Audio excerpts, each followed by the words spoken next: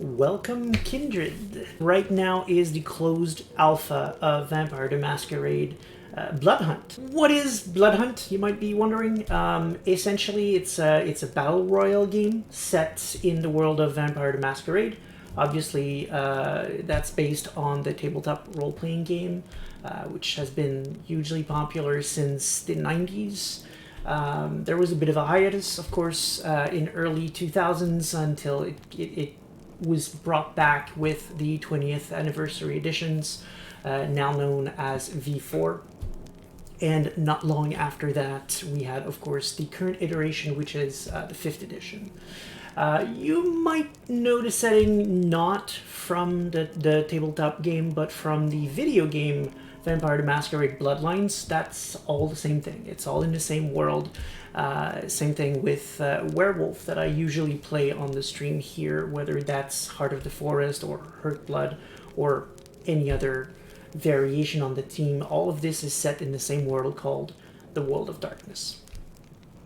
For those waiting on Bloodlines 2, by the way, this is not it. This is a completely different game, and no, it is not meant to replace Bloodline. There are 3 video games right now that are in development based on Vampire. Bloodlines 2 is one of them. It's in a bit of a weird situation right now. It's sort of in between devs, but we're getting daily reassurances from the World of Darkness team that the game is still ongoing. We've got Vampire the Masquerade Swan Song, which I believe will be coming out this year. And we have this right here. How does it work? Because if you know the setting, you might be wondering, huh? How do you take that and make a battle royale with it? With many clever twists, I guess, is the answer here. What's happening essentially is that the vampires of Prague are in a hellish situation. It's really, Prague is a war zone right now. What's happening essentially is that they're being hunted down by a group known as the Second Inquisition. And in the lore of the game, that's a big deal, right? Just in a nutshell, if you're not too familiar, every supernatural entities in the World of Darkness, whether that's werewolves, vampires, mages, wraith a little less, but also kind of fairies, however much they like to say they are the top of the food chain, they're all, in their minds, they're all the big shot, these huge predators, and so on and so on. They're all afraid of humans, all of them, because of in the olden times when humans. We often talk about witch trials and stuff like that, but in that era of time, essentially, was what's known as the First Inquisition, right? And that was a period in time where humans fought back against the supernatural in various ways. Vampires really took a hit at that time, and it really changed the face of their society forever. And it's true to a lesser degree for all of the other supernaturals, but they all have something that come from that era. A new rule, a new law that all boils down to the same thing. Werewolves say the veils shall not be lifted. Vampires have a tradition known as the Mascarade, but it's all the same thing. It's essentially don't poke the sleeping bear. Right now, humans don't know we exist. We managed to make them forget that we're there. They think we're fictional creatures for movies, for books, and things like that. We don't want them to know that we are real. Because at the end of the day, if they start fighting back again, we're even more screwed today than we were back then. And in Vampire the Masquerade 5th edition, what happened is that we're smack dab in the middle of what's being referred to as the Second Inquisition. Humans are coming for, at the very least, vampires. We don't know too much about the other supernaturals as it refers to 5th edition yet, because none of the other books are out yet. So we know they're gunning for the vampires. That's been established rather well. And they're trying to survive, all of the different sects and groups of vampires. They're trying to survive however they can. And this game is set in the middle of a huge assault from the Second Inquisition on the vampires of Prague. And there are two groups of vampires in Prague. You have the Camarilla and you have the Anarchs. I'm not going to go into too much details because that would take all night to explain exactly the distinctions between both of these. And that's something we'll definitely get when the game actually comes out and we can play and experience the story, because yes, there's a story, even if it's a battle royale. We'll get in depth later, but for tonight, just know that there are two different groups, different ideologies that don't see eye to eye and never really gotten along ever since their inceptions. The Camarilla decided that the best way to ensure their survival on this very night is to slaughter all of the Anarchs. The logic being that when the dust settles, if there's enough dead vampires, the Second Inquisition might be convinced that job's done, essentially. That they've killed all of the vampires in the city and they can move on to a different location. So it's a bit of taking advantage of the chaos to eliminate an enemy, but also it's a bit of a manipulation ploy to try and have the Second Inquisition move on and think they've succeeded when they probably didn't. So most of the Camarilla, my understanding is that they're hiding and they're trusting you and a couple of your fellow kindreds to just go out there and slaughter all of the other vampires. So you as a player will always view yourself as a member of the Camarilla, and every other players you encounter you see as being members of the Anarchs, and they see you as an Anarch. But since you can't really talk, it's a perfect illusion. It'll never get broken. So your job is to kill as many of them as you can and try not to die in the process. There are many dangers in the game. The Second Inquisition, they're there. They're not just part of the plot. They're literally there on the field gunning for you. So there is PvE in addition to PvP. PvP being the other players. So that's essentially it. Right. You might be wondering, how does that play out? Because I mentioned the Mascarade, right? We can't show our powers, and if you've seen some of the videos, the vampires are running and gunning all over the place, breaking the Mascarade left and right. You're correct, but there's a few caveats here to be taken into consideration. The city is almost empty right now. The Second Inquisition, before they made their strike, used their influence to get the humans out of the city before they made their strike. They're striking using a new weapon known as red gas. So the red gas, it replaces what in another Battle Royale game would be the circle that would get increasingly smaller as the match advances, forcing players to face each other. The red gas does that in this game, and it's not a circle. It's a shape that will just kind of morph.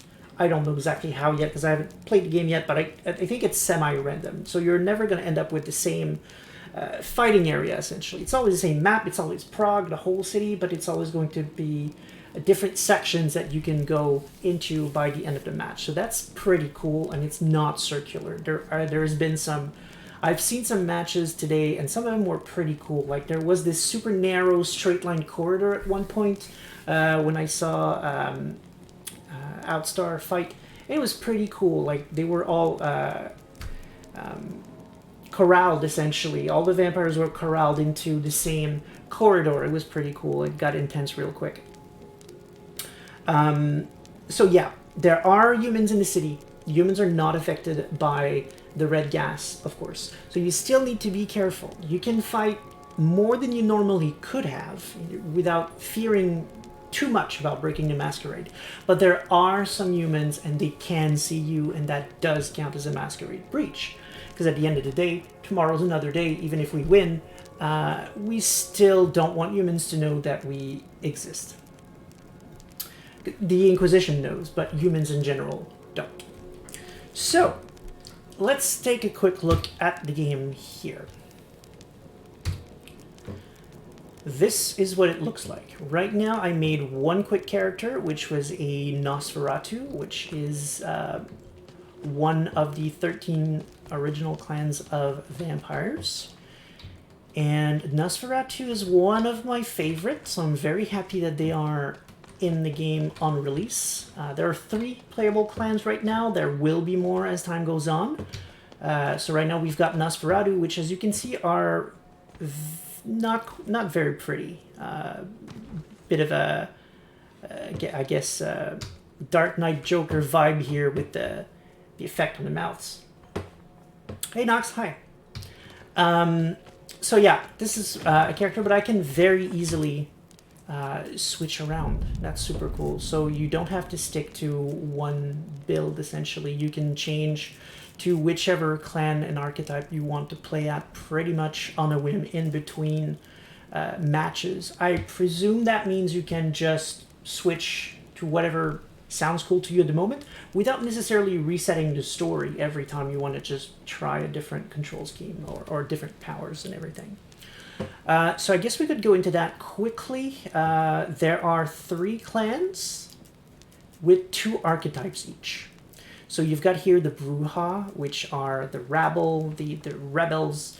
That's the clan that's just kind of likes to complain all the time. I'm kidding, but it's their theme. Their theme is to fight back against whatever cause or injustice that they feel is important at the time. That's what they've always been about. Unless you're talking way back when they were known as the true Bruja, that's another thing. The nowadays Bruja, they're about fighting back against status quo and whatever cause matters to them at the moment. So they're a bit anarchist, they're a bit of the brawn of the Camarilla, and they're actually not even in the Camarilla anymore. In 2012, they rather brutally made the Camarilla know that they weren't going to take their shit anymore and murdered their founder in front of everyone. But in the game, we can still play them, because some of them stayed behind in the Camarilla anyway. So we've got 2 archetypes. We've got the Brute, which is more of a fighter, but support at the same time, mostly from what I understood, because of their shockwave punch ability that can just push back everybody else, giving the group a chance to breathe. You've got the Vandal, which is more of a close quarter combat. It's got some advantages in melee. It's more of a get up in your face and smash said face in. Then you've got the Nosferatu, which is one of my most favorite clan, as I said. They're really based on, obviously, movies of the same name, the Nosferatu, the ugly, weird vampire. But their thing is not so much that they're ugly, but more as they're the invisible ones. They have all kinds of powers to pass by unnoticed and meld themselves among among humans. Kind is a term vampires use to refer to humans. And their whole shtick is information, essentially. They go everywhere, they do whatever they please, and they see a lot of shit while they do so. So one of their main thing is, you don't like me, you don't want to be in the same room as me, because I'm smell, because I'm repulsive, but you need me to save your ass. You need me to give you that information. So with that, they manage to stay extremely relevant in the politics of a city, even though no one will ever admit to it. Everyone needs a Nosferatu in their pocket. So they're pretty cool. I like them. They're also one of the clan that actually supports each other. There's a lot of backstabbing in politics in Vampire the Masquerade. Most clans will pretend to have each other's backs, but in the clan Nosferatu, that's more often than not true. There are exceptions, but it's truer than with other clans. And then you've got the beautiful clan, the Toreador. They are essentially masters of manipulation, of politics, of the social game and high society, essentially. Closely tied with the Ventru, but the Ventru are more about power, control, money, and influence. whereas the Toreador tend to do that with guile, with seduction. So they tend to play in very similar fields in a city. Right, sorry, we did not talk about, the archetypes. One of them is the Saboteur, which is more about staying stealthy. So they've got this skill called Vanish, and they've got Unseen Passage. When they're crouching, they're harder to see. And they can throw a bomb for some reason. I'm not sure what the logic there is, because as far as I know, there's no supernatural power to throw a bomb in the game, but whatever, it's there. And you've got the Prowler, which I think I'm going to be trying first. The Prowler is the hunter of this game. They all have Vanish, of course. The first skill is the clan skill, so every archetype with the same clan will always have the same first power. Their second power, their passive, the second one is always a passive, I think is very interesting, is they can track wounded enemies, right? So if you're in a crazy fight, a lot of stuff happened, you may have lost track of your enemy, well, you're going to be able to track them with trails of blood that they leave behind. And if that doesn't work, you can send schools of bats to scout out the area and reveal the location of enemies through the walls. So the Prowler is really all about finding the enemy, always knowing where the others are, and either avoiding them, staying hidden, for example, or tracking them down, finding them, and taking them down. Unsurprisingly, apparently right now, the Nosferatu are kicking everyone's butts. Like, apparently in the meta stats of the game, the Nosferatu win more match than any other clan, and it's not even close. Then we've got again, Toreador, the pretty ones. I'm a bit puzzled about some of the choices of powers that they have. Their clan power is you send a projection of yourself that you can dash to. I guess that's a Auspex power, because one of the abilities of the Toreadors is Auspex, which is all of the like precognition, seeing auras, that kind of thing. So a bit of mental power. I guess that's playing a trick, a mind trick with people, making them see that you're somewhere else. Not quite sure what the logic one was on this one. They can charm mortals on the street. I don't know what that does yet. I'm curious to find out. And we've got Blinding Beauty, which I'm so pretty, that's gonna hurt you. So again, they had to make the powers work, I guess, so I'm not gonna give them too much trouble for that, even though I fail to see a bit of the logic there, but still. One of the other supernatural powers of Clan Toreador is called Presence, and it's essentially themselves being supernaturally alluring, which allows them to do all kinds of things to people. So it's a bit of a extension of that, I guess. It makes a certain amount of sense. It just doesn't actually usually do that. And then you've got the Muse, which what this one does is if you fall down, all of your powers suddenly come back and you're actually allowed to use them while you're down. So it gives you a chance to escape. And the other one here is pretty cool, even though it makes no sense in the lore. They can heal themselves and their allies, which is extremely useful, obviously. I've seen a lot of streams today while I was working. I let it go in the background. It's pretty useful. It's pretty good. However, that's not something usually Toreadors can do. It's something a completely different clan usually does. They're known as the Salubri. It's a very specific, a very rare power known as Obea. But for some reasons, the Toreadors have it. It's not that big a deal, though, because in 5th edition, the new philosophy is that while you have some starting clan powers, everyone can get pretty much any discipline. So the barriers that used to be there, like you can only have this if you're that clan and so on, they're not there anymore. So it's okay. Like they're pushing forward that it's fine to be, let's say, a Ventru that has vicissitude. It's okay. You can have that. Have fun with the powers. Pick and choose. the ones that make sense for you. You're just going to get some advantages if you're in terms of they're easier for you to get in terms of points to buy, essentially, if you're the right clan. Yeah, no, I'm very, very much in agreement with you right there, Cyber Record. Instead of healing, I would have absolutely gone with Celerity, yes. For the Muse, I got nothing. I agree. I expected them to have that so that they could, like, for example, here, this one lets you essentially have a better shot of escaping, essentially, right? So why not just, for example, make the Muse just constantly faster than everybody else? For example, if you want a passive that lets you escape, just give them celerity, make them faster, right?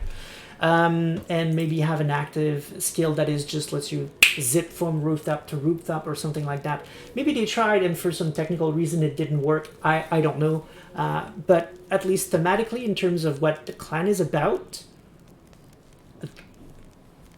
that would have made more sense to me. I'm sure there was a reason though, so I'm not gonna complain too much about it.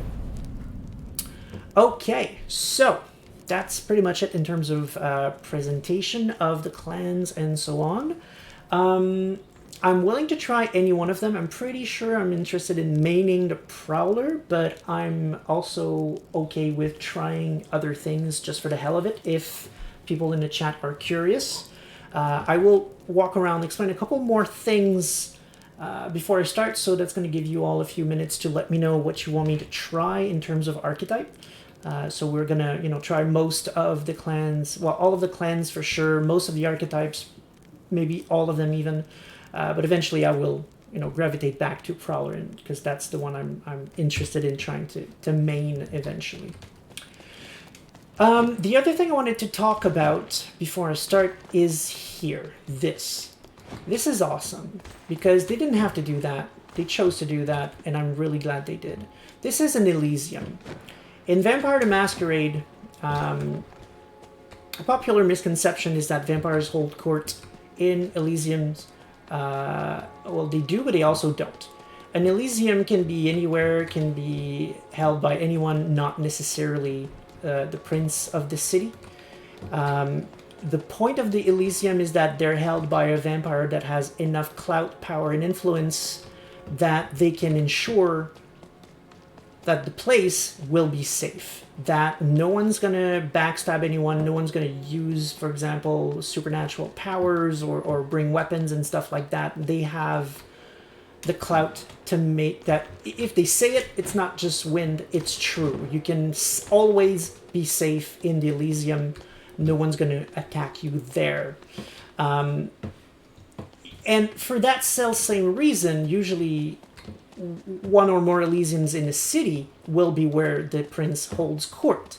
But that's more of a question of having a useful place to do that than that any Elysium are automatically where they hold court. No. An Elysium can be a club, it can be a museum, it can be anything. It's just a place where vampires can hang and they know they're going to be safe and protected. Because if anyone breaks the rules, they're going to have to answer to the keeper of the Elysium. And usually those are big enough players in the city that no one wants to do that. Right, and so this is an Elysium. And the reason why this is cool is that, A, this is a lobby, so it's just not a random menu where you wait for the matches to start. It's a physical place where you can walk around and chat with other players. Right now, chat is not enabled in this game, in the alpha, but I've heard it say that eventually that's a thing. Or it's something that used to be there at the very least. You can't chat inside of a match, but you can chat in Elysium. And the other reason why this is cool is that they didn't stop at giving you they didn't stop at just making the battle royale, a game where you could just kill everyone, and they could have stopped there and called it a day, but no, they're giving you context while you're in the Elysium. I'm not going to do that right now because I've already been talking a lot and I'm going to get into the action very soon, but there are NPCs. You can talk to them. They have stuff to say, and they are the ones that will bring the story forward. They have quests to give you while you're out there in the field, and that will let you know more about what's happening tonight, why things are happening tonight, and so on. So there's an actual story campaign to the game, which is pretty damn cool. So yeah, people have been saying that Prowler is okay with them and that they want me to kill. So I guess that's going to be what I'm going to be playing. All right, let's jump in. This is a fight for survival. Okay.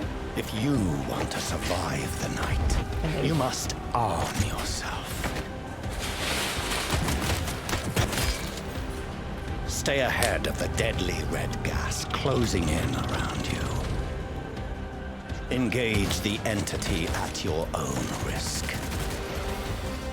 Feed on resonant blood to grow your power. But avoid breaking the Mascarade, lest a Bloodhunt be called on you. You will need every advantage. All your skill and cunning, and a bit of luck to earn victory. Okay. Okay, yeah, I'm in the matchmaking zone. Okay. I thought it was instantly going to take me into match, but no, it makes sense. It gives me an opportunity to mention something that I find really cool. Like you see, the Keeper of Elysium is right there, so that's the guy you're going to piss off if you start a fight here. The Primogen, that's the leader of a clan in a given city. The Bruja Primogen is right there, and the Toreador Primogen is right there. Who's missing? The Nosferatu Primogen. He's not there. I have no idea where he is. Might even be hidden somewhere. I have no idea.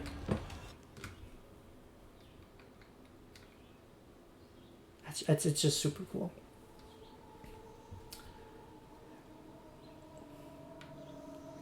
Alright, let's see if I can at least kill one person. Like, if I can just kill one person in a match, I'm happy. This is my first Battle Royale, by the way. I've never played a Battle Royale, ever. This is happening now. Okay, I think this is us choosing where we... Oh, higher tier loot. Sure. It's like near but not too near. Thank you very much, Cyber Record.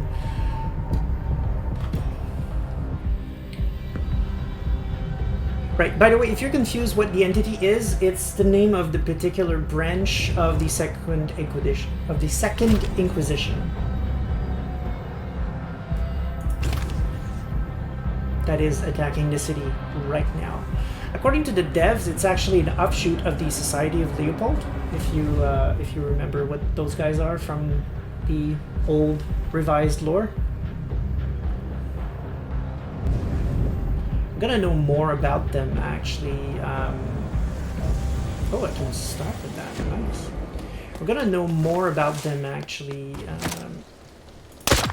Sure. Ooh, that's a very good start. Let's equip armor. Okay.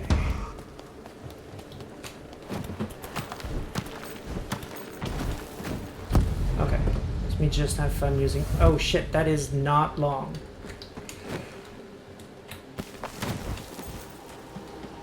Vanish does not last long.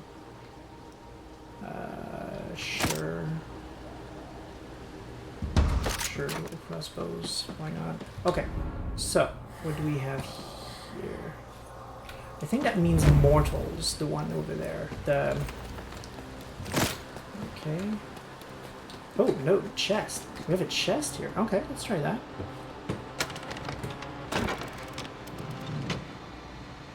Sure. It's purple. That means it's better, right? Okay. Well, I'm getting a lot of good stuff, though. I'm not killing anyone, but I'm getting good stuff.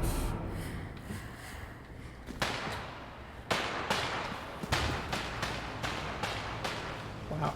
can hear people fighting from very far away. Can I have a map? Yes, I can. Okay, I'm here. Okay, they're shooting each other there. Let's try to reach them in the arcade thingy.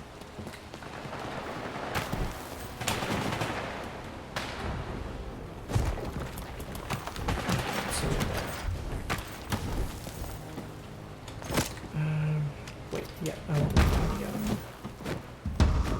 Then again, this one's purple. Let's try that.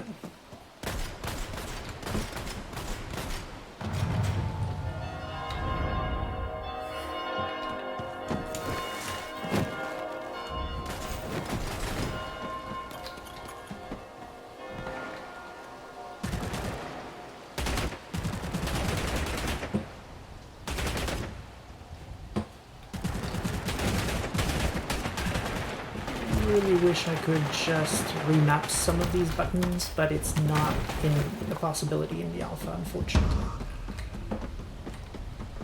Wait, no. That's mark there, that's second acquisition. I don't want to go there, but I do want to go there.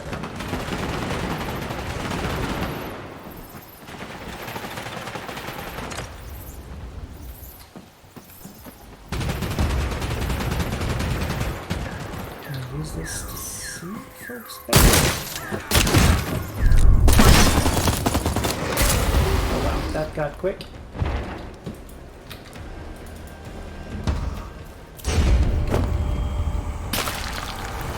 And I got Diablo. Alright. Well, I knew that was gonna happen. Still getting around the controls a little bit. Not sure I like the fact that Vanish is like that quick. It's probably not going to be super useful, but we'll give it a try. Alright, is there a way to try again? I assume I need to leave the session and start again. So we're going to do that right now because I want to get a few matches. Of course, people have been playing for close to... okay. For close to 12 hours now, right? So people are used to it already, and I'm not. This is literally my first match, so... Let's go right back in. Try this again. While it's loading, you might be interested to look into... Oh, never mind. This is happening now. What I was going to say is there's a lot of customization options for each of the archetypes. There are going to be a lot more when the game comes out, by the way. It's just a limited selection right now for the closed alpha.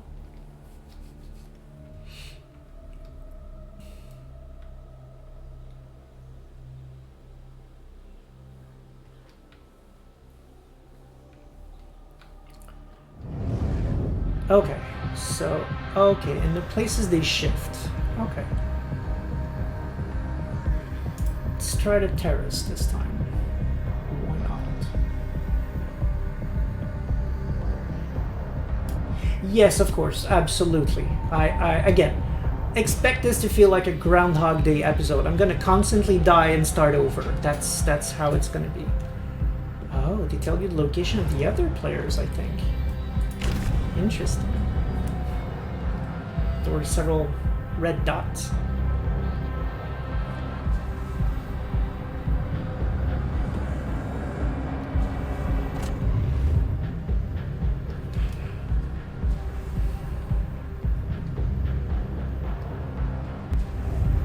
Correct.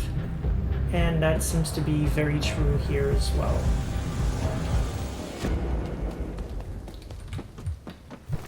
Oh, folks. Sure. Oh no! Crap.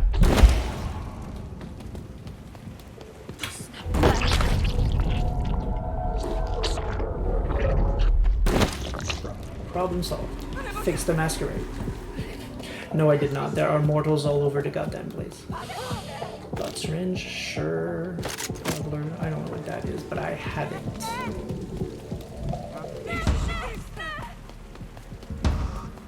revealed. Okay. Okay. Player coming in that direction. Okay.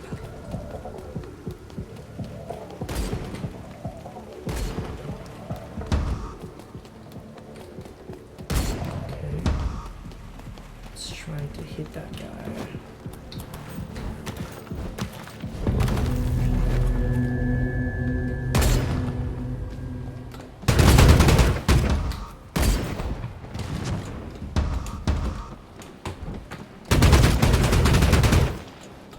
They're close because I can hear the gunshots, but I don't see.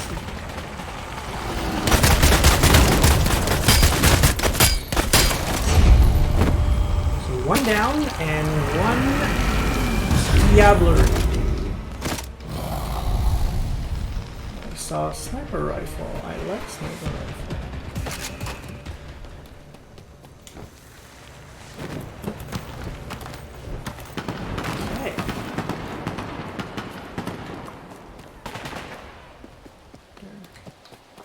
Shooting someone?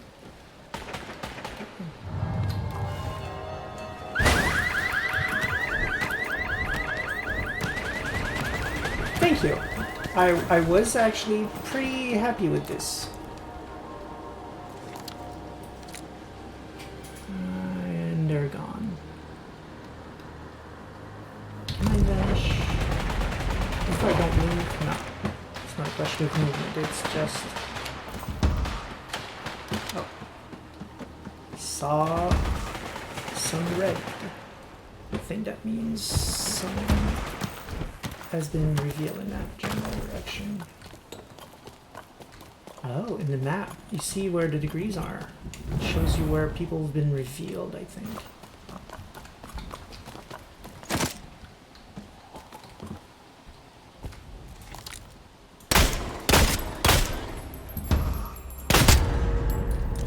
Oh shit, that was immortal. Is that immortal? That's probably immortal too. Okay.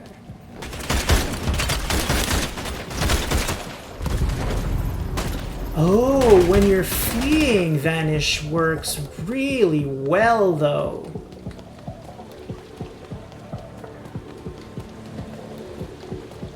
Oh, probably a bit hurt. What?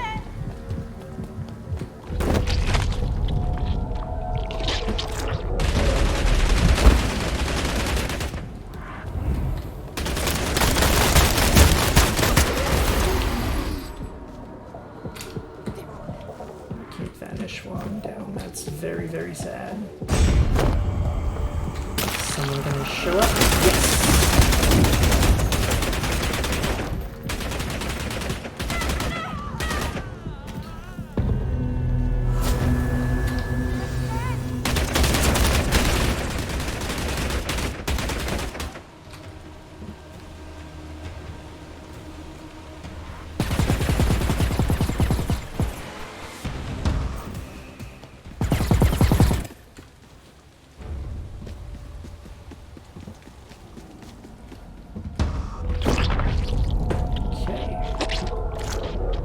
You can heal yourself, by the way, by eating humans.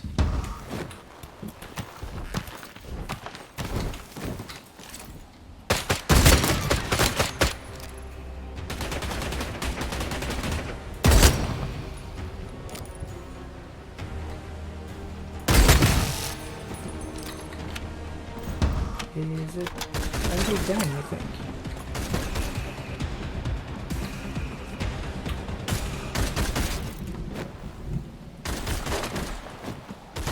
Folks are shooting at me for sure, but I'm wondering if I managed to down the other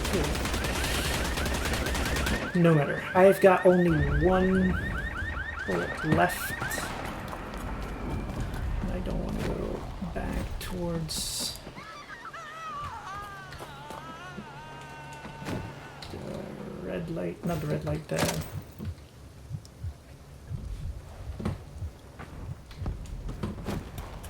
red fog, no, fog, gas, the red gas, sorry. Just trying to process a couple of things.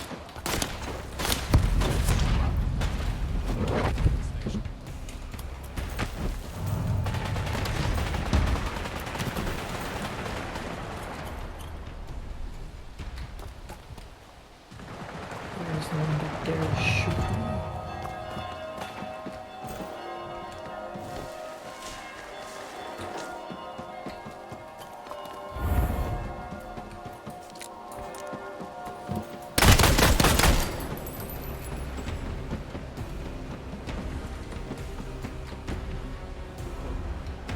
Isn't my power kicking in? Maybe he's not wounded enough.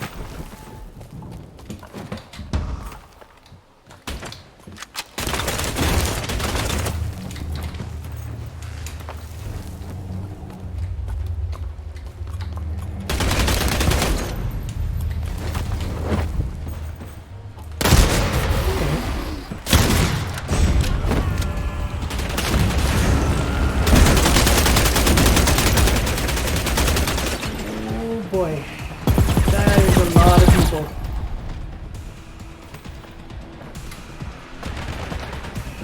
Alright. Fight each other. It's fine by me. Bye bye. I'm out of here.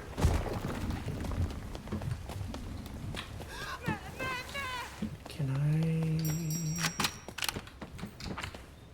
I... Oh, chest. Oh, not chest. What was it? There was a prompt? Fire. Yeah, no. That's not going to happen.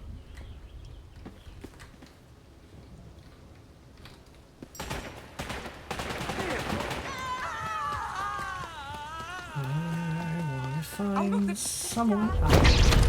Fine. Just want to heal myself, but it's okay. I'm willing to take the hit. I like the Tommy gun. So far, it's a gun I like. Seems to pack a serious punch. Oh, cooldown and vanish skill. I like that.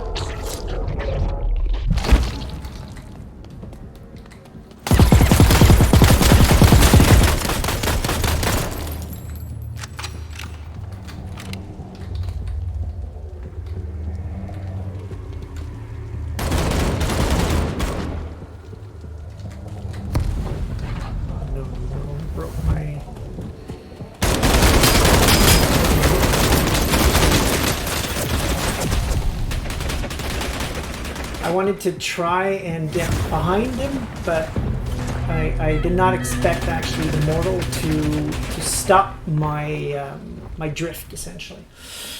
It was I'm learning. I'll get better. Says I love the logic that feeding on a mortal is not cool, but the mortals are cool with a rampant firefight all around them. Yeah, that's true. My understanding is that I think you're supposed to react more to the firefight, and that's the use of the Toreador power, the one that's they're pressing, where they charm humans, so they don't, you know, escape and panic around you and your party. So the advantage of that is, if you're paying attention and you can see mortals flee, you can figure out, oh, there's a vampire in that direction. But with you as a Toreador, you don't do that, so it's one less way for others to figure out your location. It doesn't sound like it's working too well, because so far I haven't really seen mortals react that much, aside from, you know, getting on their feet and going, oh, please, please don't kill me.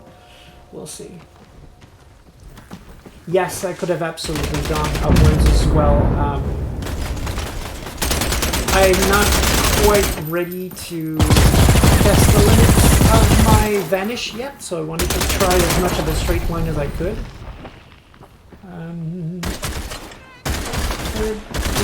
Battle Royale is OP. Yeah. Yes, I'm aware of the loot phase. It's something I tried to do in the first game and I got killed pretty much right away, whereas in this one, as soon as I got a weapon I liked, Tommy gun, felt good enough, I went right away for a kill, and I got 2 for the price of 1, so I figured I would stick with it, but yes, generally speaking, the main strategy in Battle Royales is to go through what's known as the loot phase. Like early on, you don't hunt people, you just try to get good stuff. But yeah. Absolutely, no, absolutely. And again, as I mentioned, it's the first time I play Battle Royale, so I could have not been aware of what a loot phase is. That is a welcome tip. I was just explaining to you why I didn't actually do it this time. Okay, so we're gonna leave that session because I can't talk over the fire. Okay, you know what? I'm pretty happy with this. 3 assists, not sure how that happened. I didn't actually try to assist anyone, but eliminated 2, javelized 1, and I got almost 800 damage out. That's could be better, obviously, but it's not completely bad. Hopefully that's not, you know, my best round I'm gonna have tonight. Welcome back. Okay, so back to here. A couple of other things that might be interesting to look at. Oh, shit! Hey, Brother Wes! Hi! I can't talk to you. Wish I could talk to you. Cool to see if you're watching. We spoke over Twitter. I'm glad to see you got a key, man. Hope to see you in the streets of Prague. So the other thing I wanted to say is something I might try now, actually. You can switch modes, right? Right now we're in solo, but if I press F2, I can play group. Right now you can't play with your friends. You can't, you know, choose to be with specific people. But they're going to do some kind of matchmaking. They're going to put you with random people. But when the game releases, you can have your own coterie, your own group of vampire that's going to be just you and your friends. It's going to be a feature. It's just not there just yet.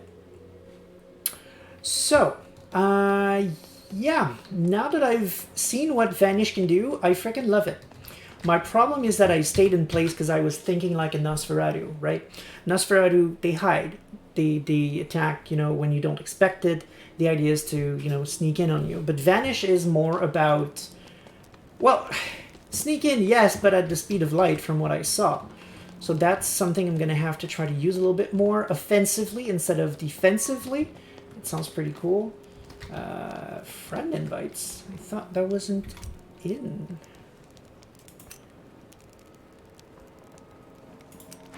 Oh, shit. Oh, shit. Did it work? Yes.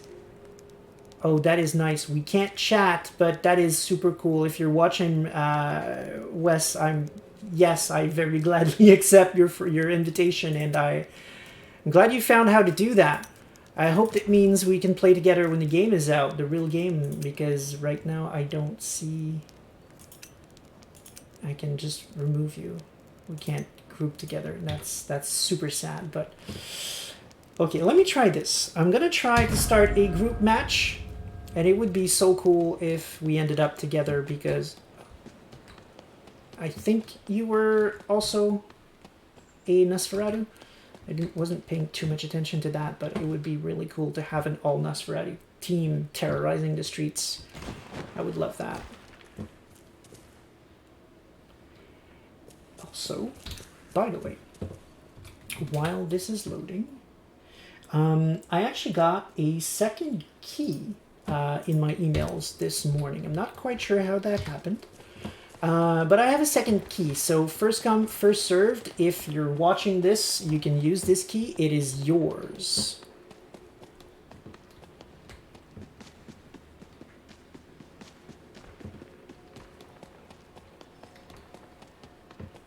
I will, of course, remove it when the actual match starts.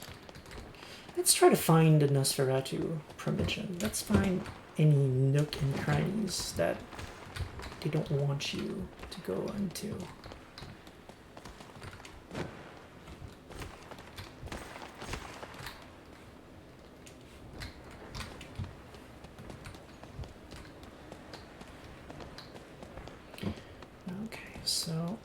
don't know what this room is for.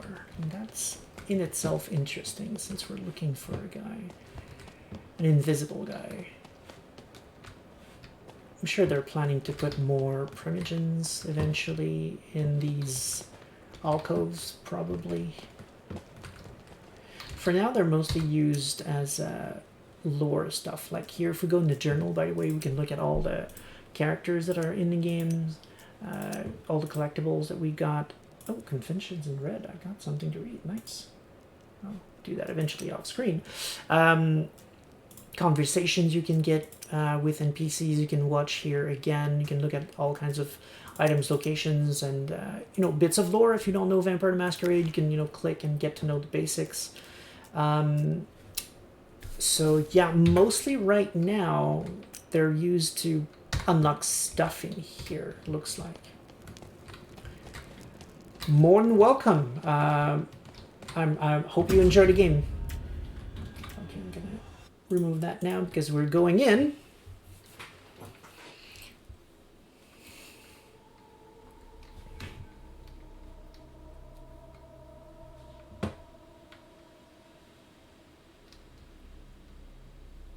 And if you're quick enough to make a character, we might even, you know, be in a coterie eventually.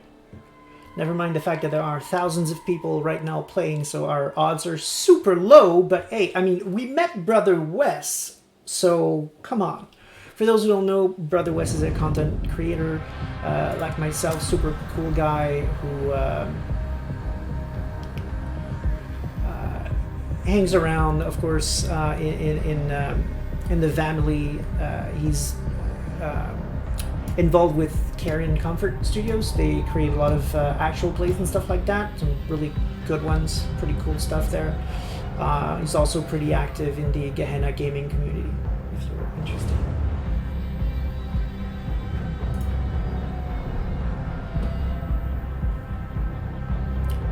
Sounds like we're gonna have all the clans in this one. That's interesting.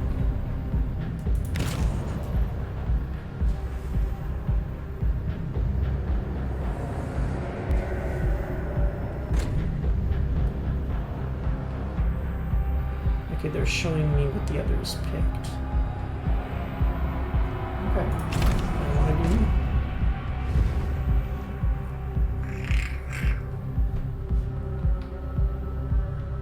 Okay, so the...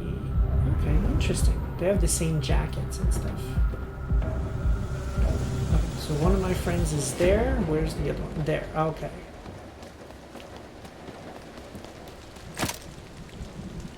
Sure.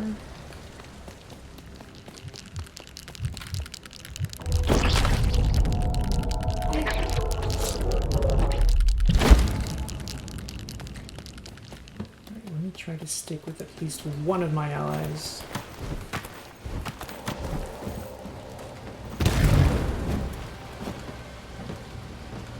Put out the boot. That's perfectly fine. That is not one of my allies.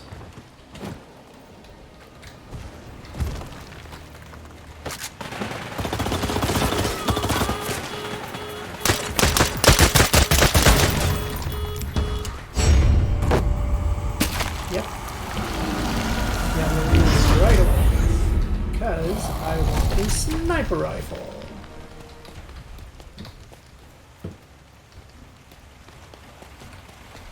Okay. It is unwise to not have your friends around.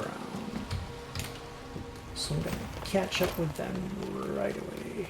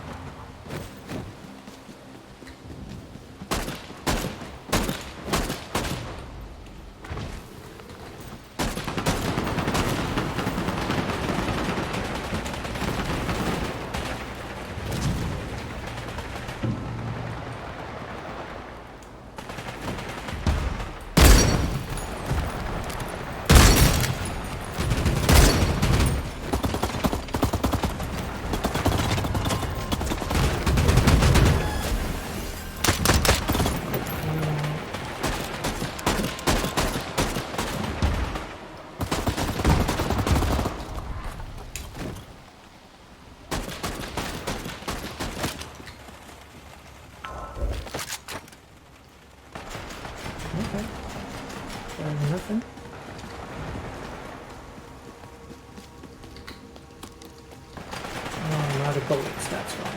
Okay.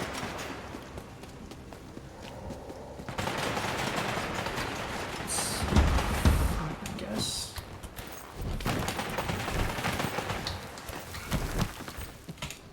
Wait, it's now purple. Ooh.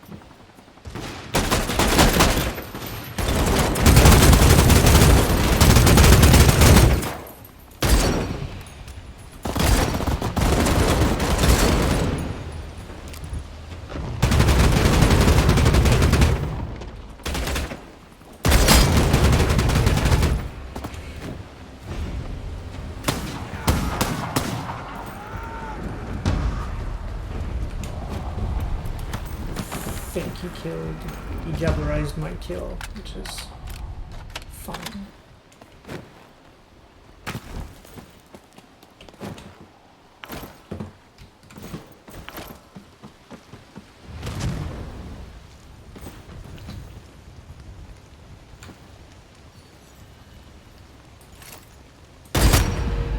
Ah, shit, that was mortal.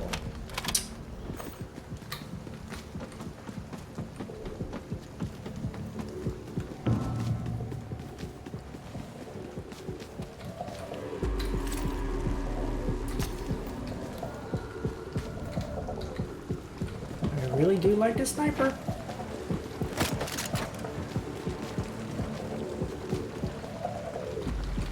About an hour. We've been, I mean, this is my, I don't know, third match, I would say.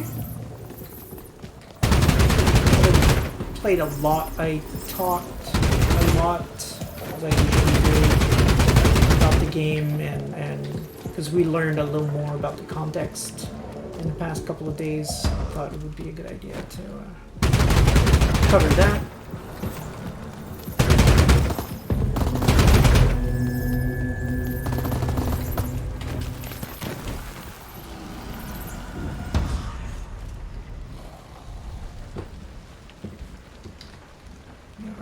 Field, huh? Okay.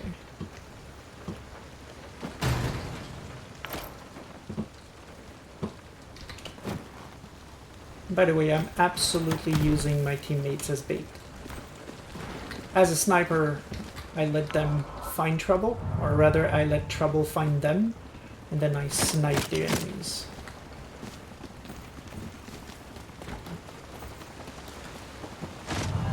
I feel it's a very Nosferatu approach to things.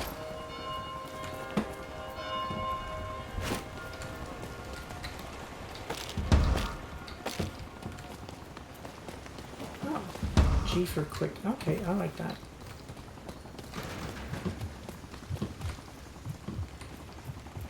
They've marked things. I need to find out what crap the button for marking is.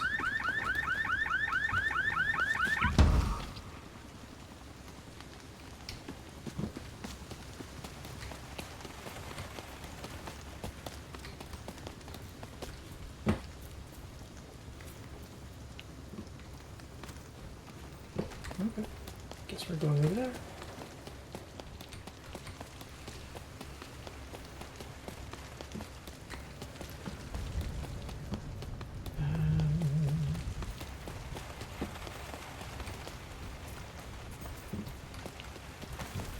Agreed.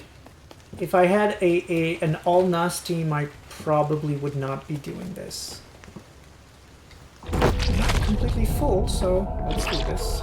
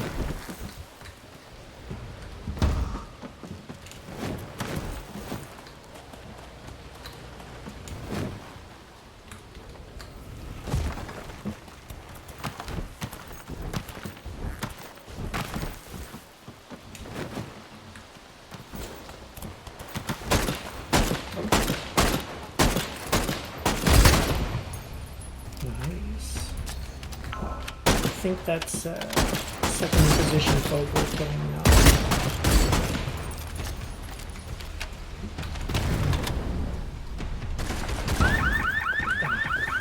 I had to land on the car, didn't I?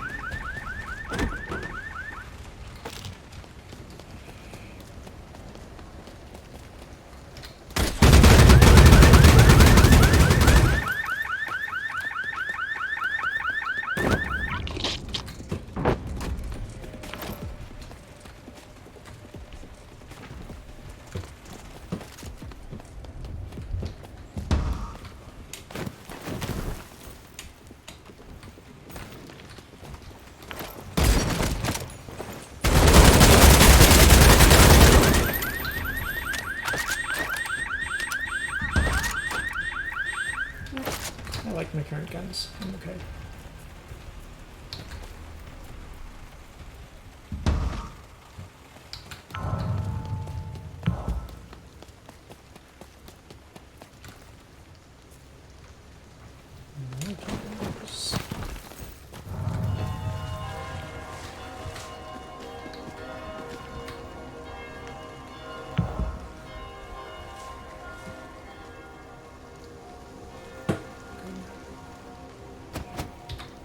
Map is getting pretty small.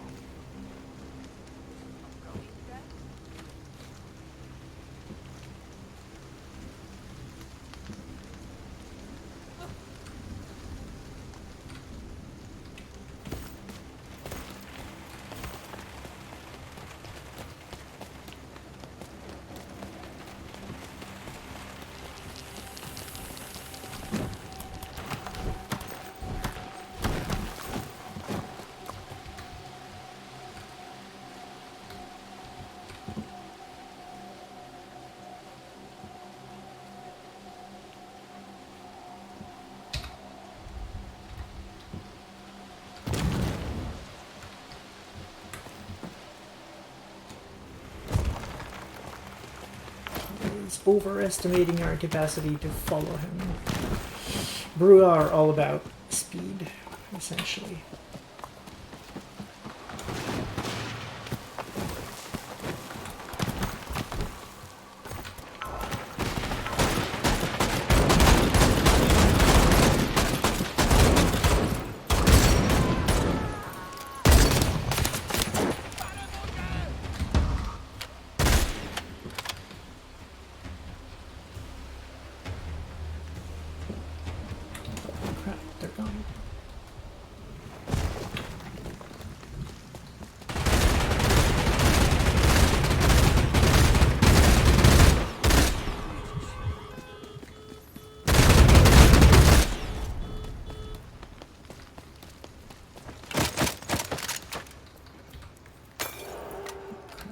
Not what I meant to use. Okay.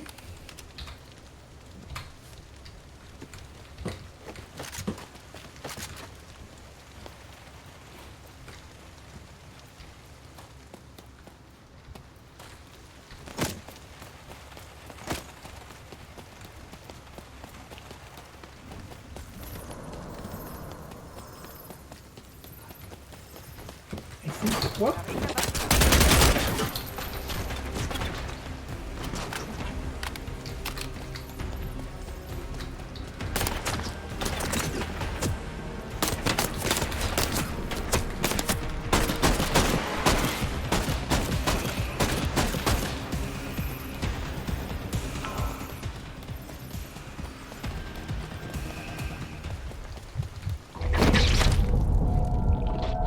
Heal?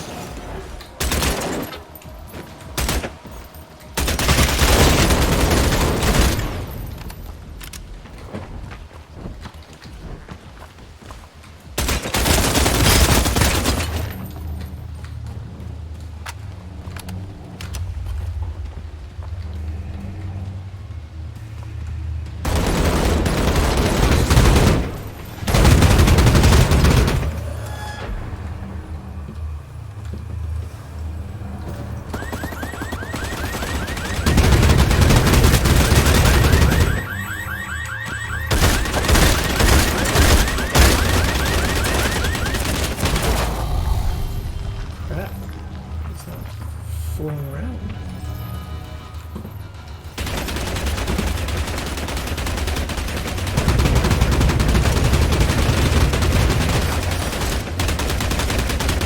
Sure, I need to heal. Dang it.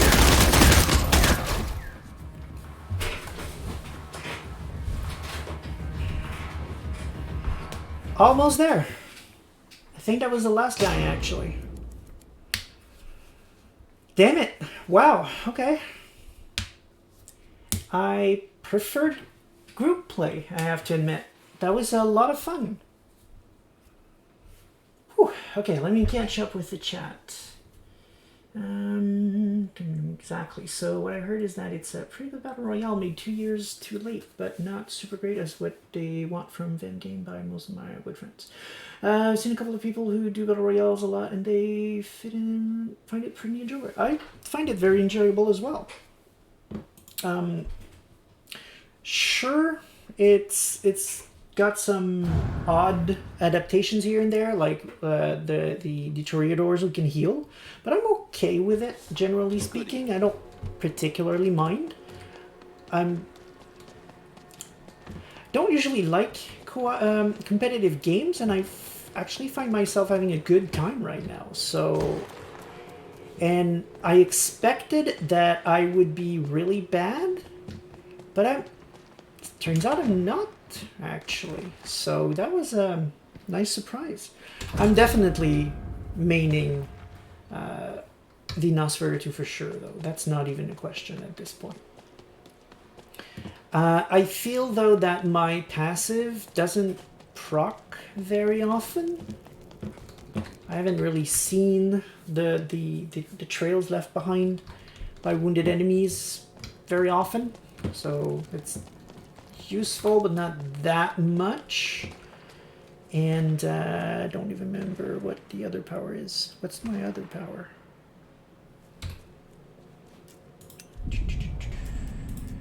Oh, I should use that. Forgot I had that. Okay, I will use that. But yeah, I'm having a lot of fun. And, I mean, obviously, right now I'm not delving into the story to say for the reason that progression is going to be reset, essentially, when the real game comes out, so there's no real point of getting into it. But when the real game comes out, I will definitely be streaming it, and I will absolutely have a focus on the story of the game, because that's really good, what's going to make or break the game for me specifically.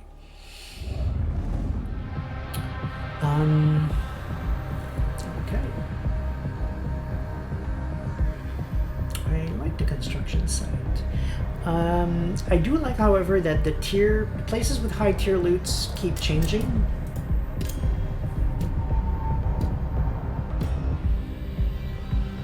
So the focus won't always be in the same spot, so that's pretty cool.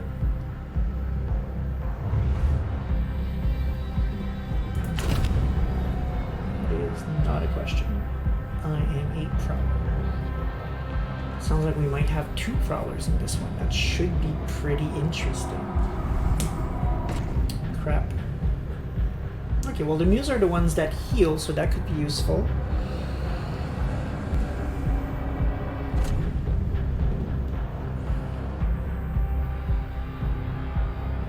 Okay, so we've got a brute to close in the distance and deal damage, a muse to heal, and if I'm lucky, I'll find another sniper gun because I enjoy that.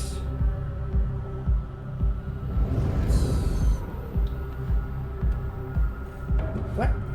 Why am I Toreador? What the fuck? Why am I Toreador? I clicked Prowler.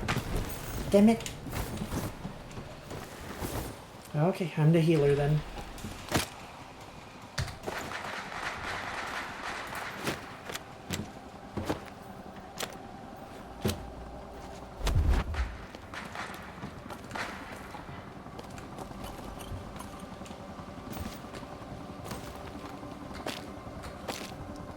Don't know what the collectibles are for though.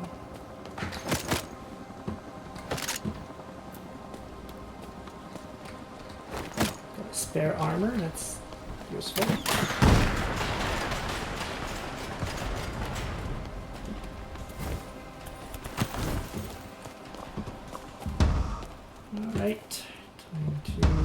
catch up to my allies.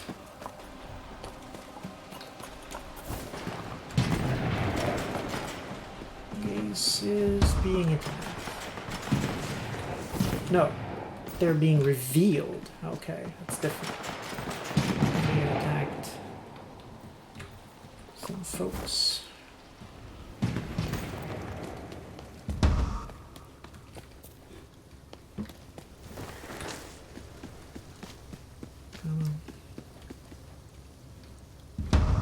Wow, only pistols so far.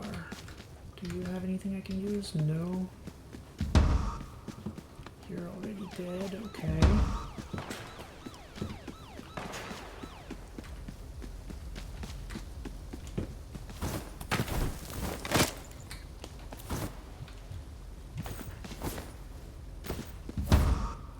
Not very lucky in my drops on this one.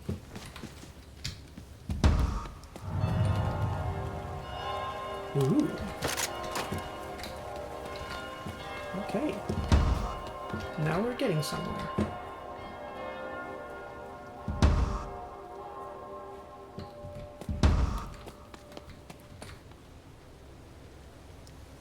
Okay, so can I? No. Okay, I don't even know what my pyros are. So E heals, and Q does something. I have no idea what that something is, but it does it.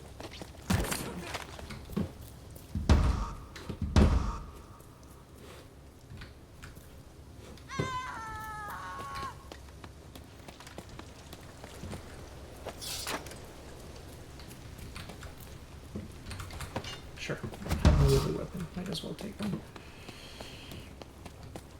Okay, well, it looks like my friends aren't very adventurous, so I'll take... Well, hello. Healing faster. I'll take that.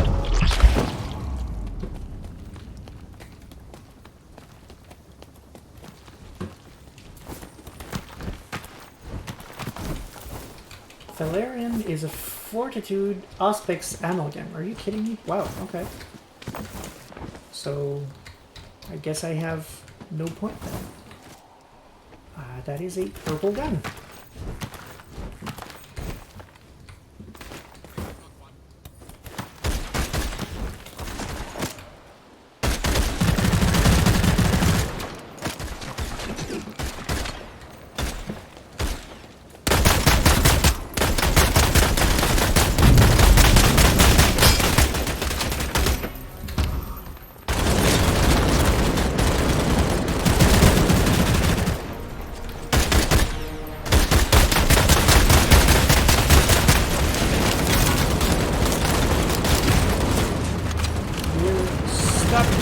Second Inquisition program.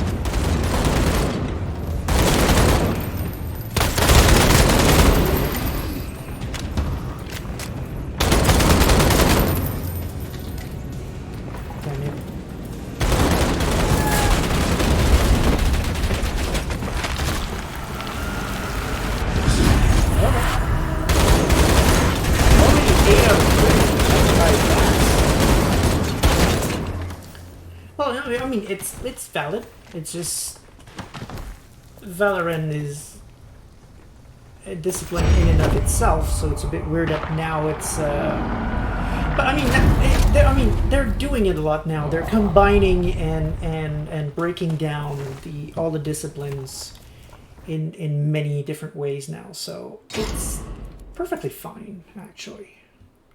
Like, why, for example, if you don't have an idea of how to make, 5 to 10 levels of particular power, and you just have this should be healing, for example, and it should just do that, why not make it a one-dot amalgam somewhere instead of a entire new discipline? Like, I'm not saying that it's an automatic good idea, but some disciplines are sometimes a bit forced. You can tell that they had to break it apart to get all of the levels of disciplines in the past, so now they don't have to do that, so I guess it's better.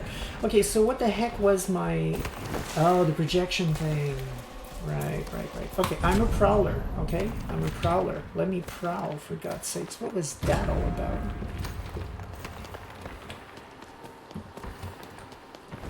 So I'm okay with it. I just didn't know that was a thing now. So, thanks for letting me know. I guess it's not weird then.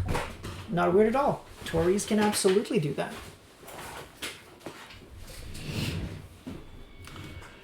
As you may have noticed, I'm not exactly up to date in my 5th edition lore.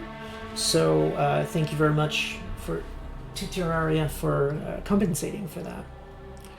I read the core book when it came out a long time ago, and now I just am out of... I mean, I don't have enough time to just read it again or catch up with all the books that are coming out. Divine Disco. Oh yeah, that sounds good.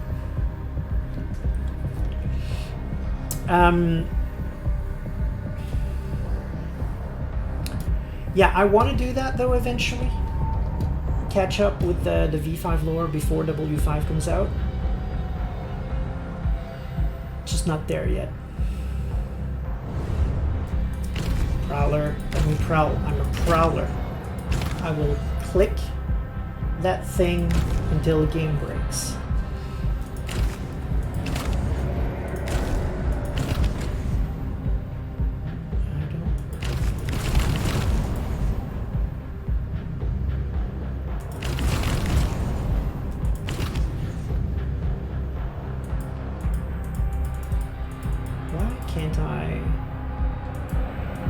The prowler despite the fact that I clicked it several times.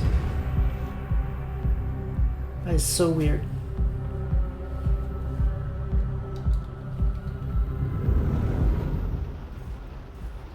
Fair enough.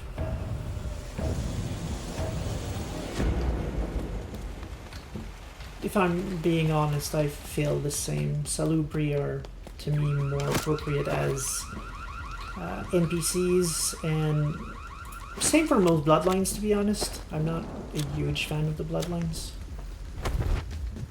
I have... No promiňte. Okay.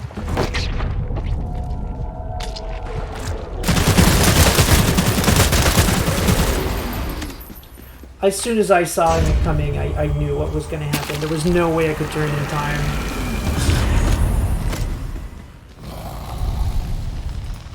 Literally killed on spawn and I'm already 8 out of 30. Wow, that game was a bloodbath. Wow.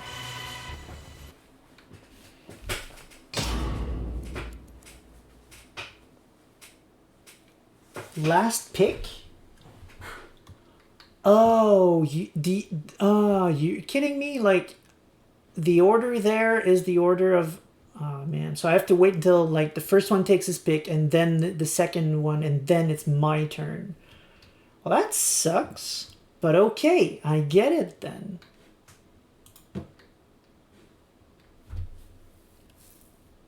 Okay. Not very happy about that, but that's okay. It's the first big flaw I find of the game, so I will accept.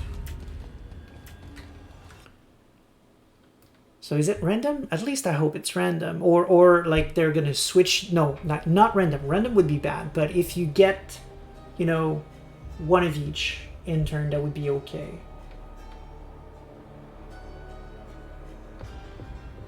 I know it said 8 out of 30 when I died.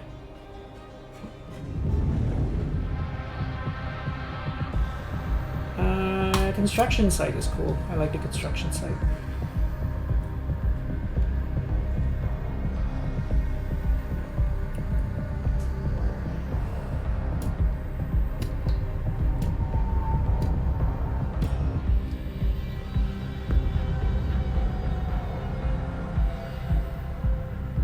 Usually is. Like the one we almost won, it was 2 out of some such. Okay, so I get second pick. Okay.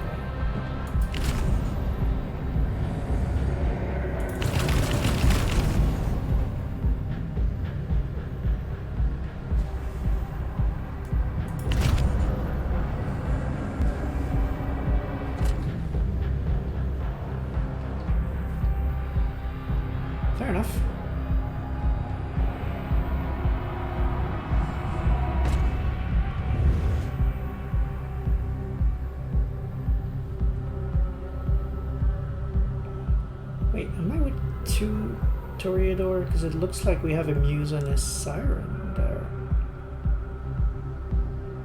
That's not supposed to be possible. So is it one of each archetype is possible, and there was just already a Prowler? So I could have been the other Nosferatu? So it's not one per clan, it's one per archetype. Makes sense.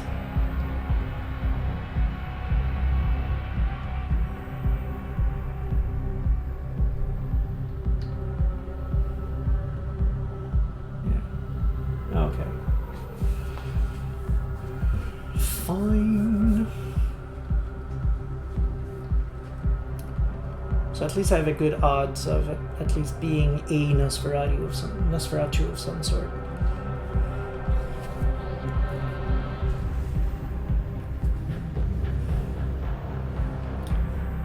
I think one of my teammates is getting...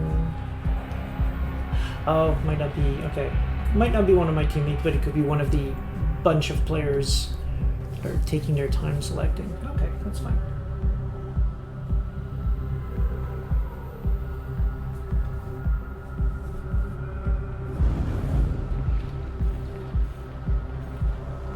Okay.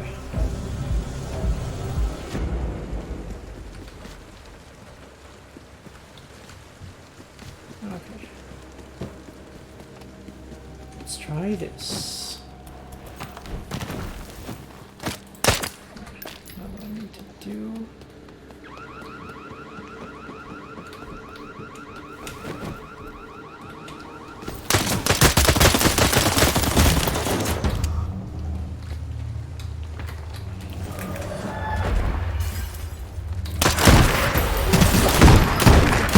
We have friends. We placed 8 out of 30. But you may be right that this was, again, far too quick. 8 out of 30 made no sense.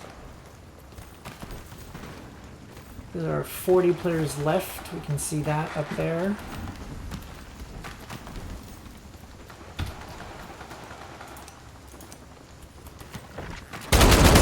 Sounds like my lucky shots were the first couples there, because these are not going well for me for the last 2 or 3. That's okay. We'll get there again. Usually that is what it is. I swear to God. It's all day I've been watching streams and it's been making sense all day. So I don't know, maybe now it's broken for one reason or another.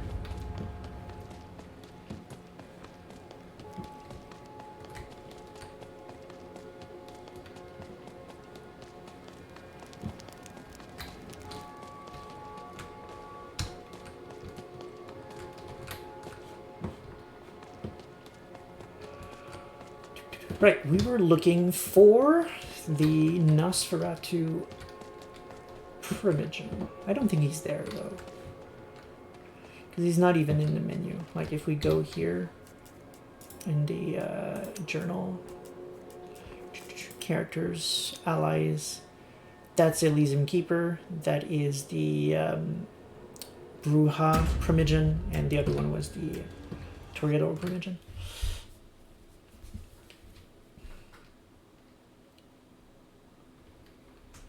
Okay, so what do I get this time?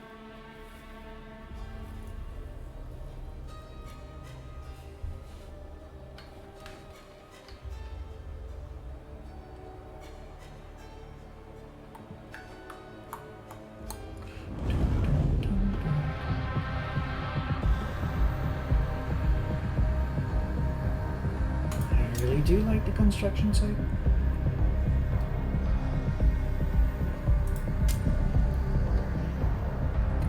Stand behind my friends, though. They're all backing as well. Oh, wow. I'm in the middle of everyone. Okay, that's not going to go too well. I got third pick. Okay. And damn it, he took my Prowler. That's fine.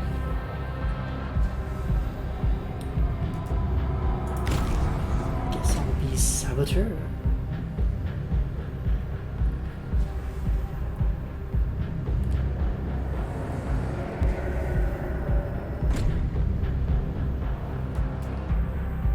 to throw the bomb thingy. I can try that.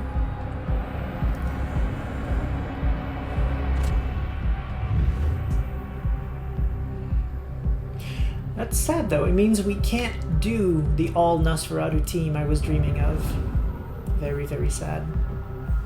So one teammate's there.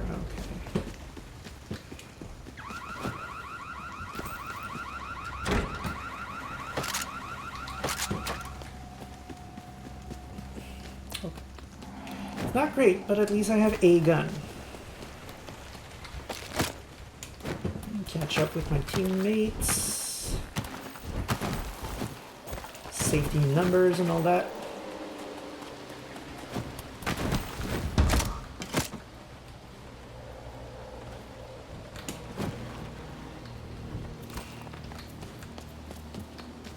Alright.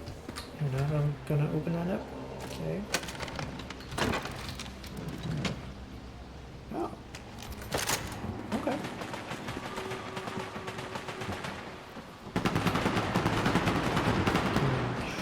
Shoot through here?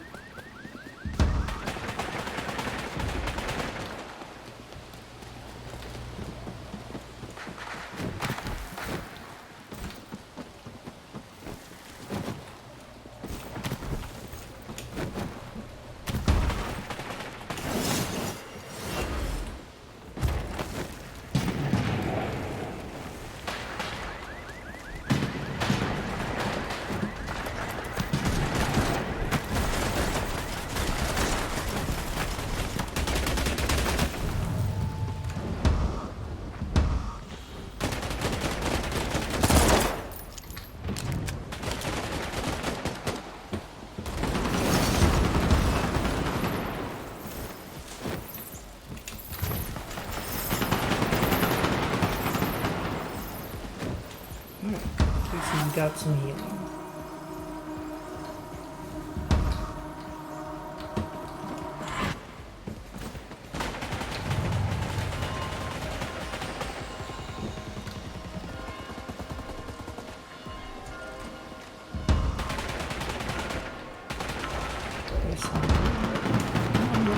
We can do this.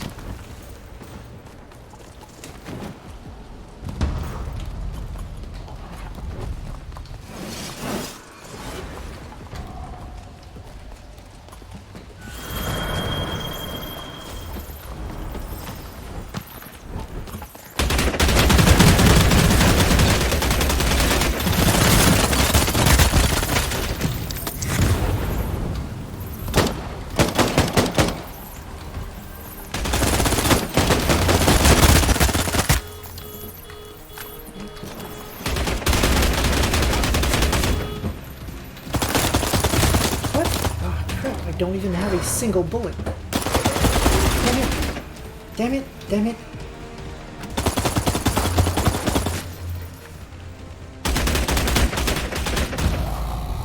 I went and devilirized my friend instead. Nope. Damn it. I thought that was the gun that had bullets, so. The game might switch you automatically when you run out of bullets or something like that. I'm not quite sure, and because I think it did that a previous time before. It's cool when you're aware that it happens, but when you're not, you just try to do stuff and nothing happens because you're trying to switch to the weapon that has bullets. It's just confusing, is what I'm saying. I will learn to play with that limitation too, unless it's something we can switch. Auto swap default, enable to sprint, alt for inventory, input preset, no. Okay. Let's try it again.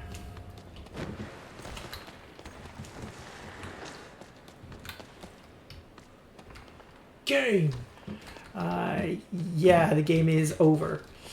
That's what it is.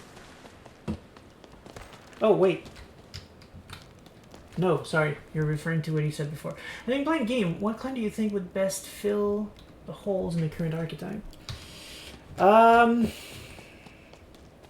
Honestly, I haven't really tried much of the other archetypes so far. I'm just having fun as Nosferatu, so that's what I've been playing. I know the next clan is going to be the Ventru, and I think that's not a bad idea, because right now, if we're looking at it, you've got the support who pushes back others to make space, so crowd control.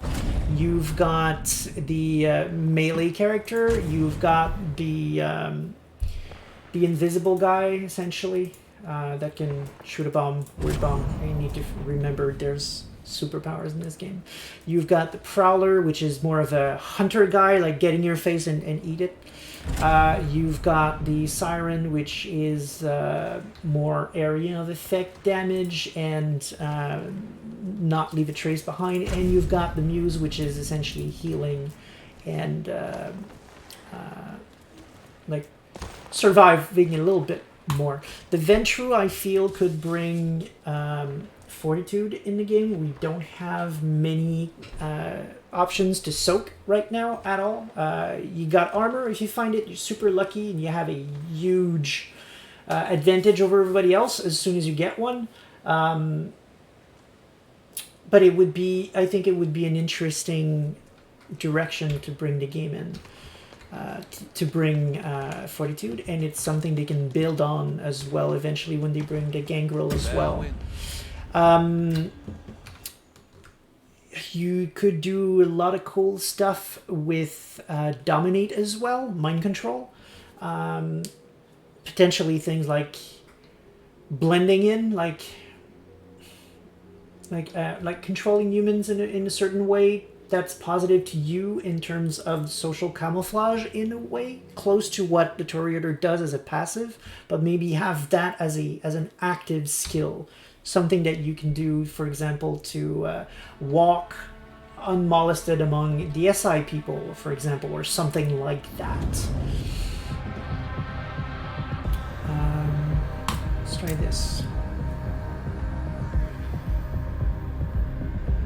For sure, mobility makes complete sense to me as a gangrel.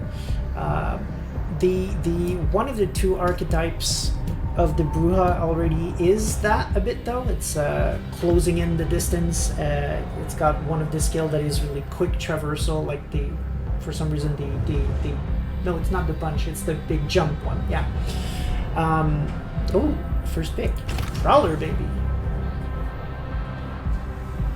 So yeah, that one is kind of already there, but I think they can do a unique feel with it, with the gangrel, because of course the gangrel have claws, right?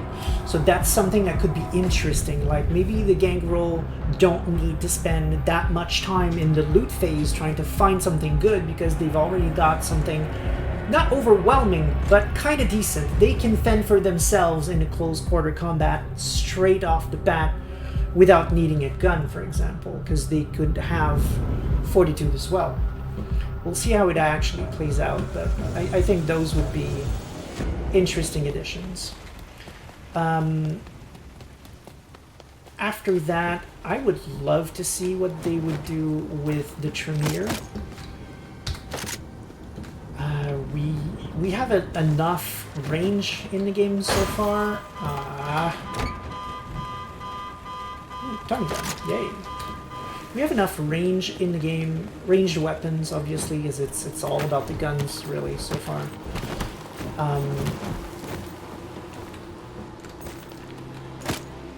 Oh yeah, now you're fucking talking. A purple flippin' sniper. That is all I need. Okay, time to use my party members as bait again. Oh no, this one's a Mascarade too.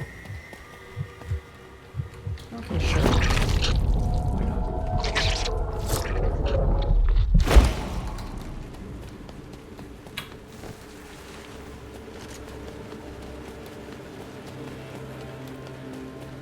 Okay, let's not bother with the SI people. For now, I'll keep my Tommy gun equipped.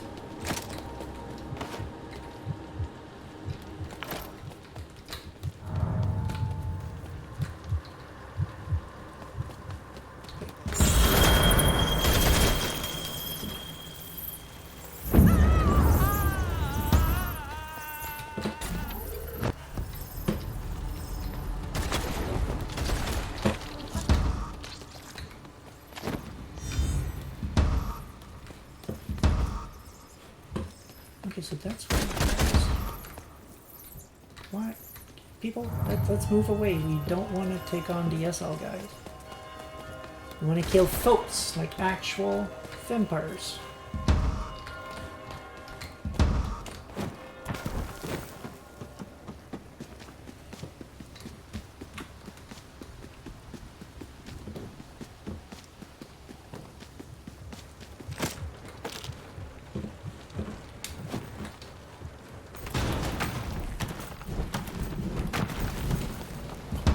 Yeah, that could be a cool way to give them some stealth abilities. Agreed. I mean, I guess, but then again, I get the Bruja can do that too. Vertical traversal. I mean, they got that covered with the jump thing, and it feels good, quite frankly. It doesn't feel like it needs much in terms of upgrades already. Just basic upwards is fast. I mean, so far none of the upgrades are particularly game-changing, so maybe a passive of just going up a bit faster. Yeah, I could see that.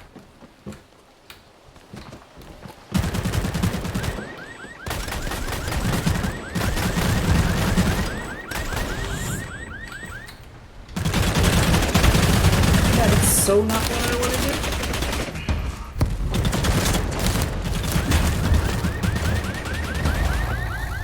One of my teammates is down. And really down, like dead down.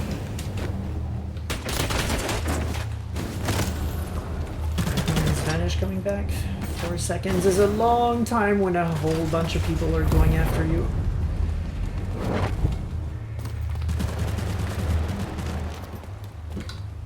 Still there.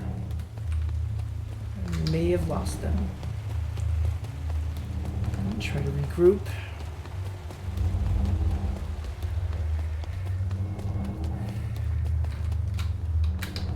Three was a bit more than I could chew.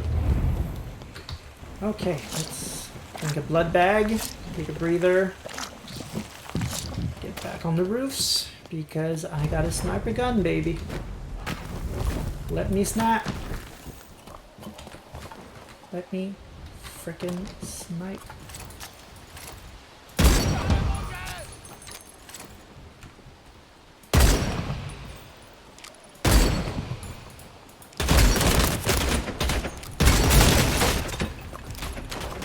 Okay, we had friends. Okay, they were very. I should have vanished. I mean, it makes sense. It makes sense. The Bruja is fast, and the Bruja is fast, and so is any Mascarade, because Vanish is really good for that too. So,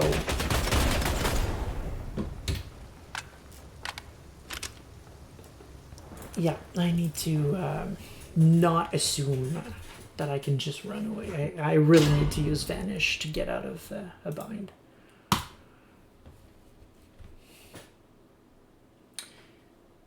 Oh, yeah.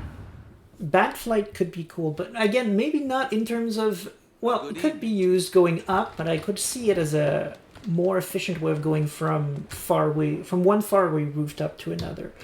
Again, sure, the Bruja does it, but I don't think it's a problem if you have two clans that have similar abilities, as long as they feel different, as long as they still make you feel like the clan you're playing. But yes, I can absolutely see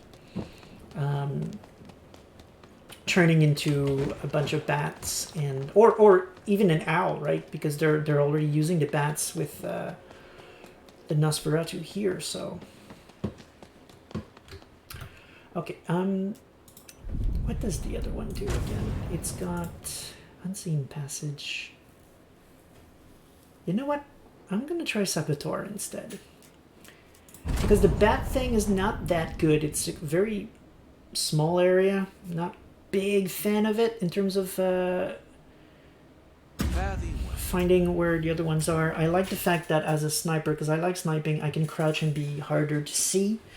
And the bomb could help me out in a bind. So yeah, I think that is going to be my new jam.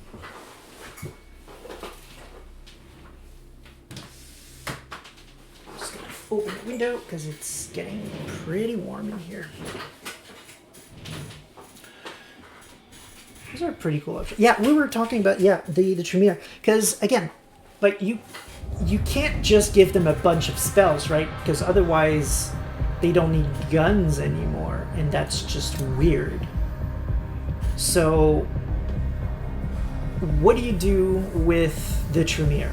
For those who don't know, Tremere are a clan that specializes in magic, essentially. So Lure of Flames, for example, is a school of magic that they use that help them master, you know, flames, fire, shooting fireballs, that kind of thing.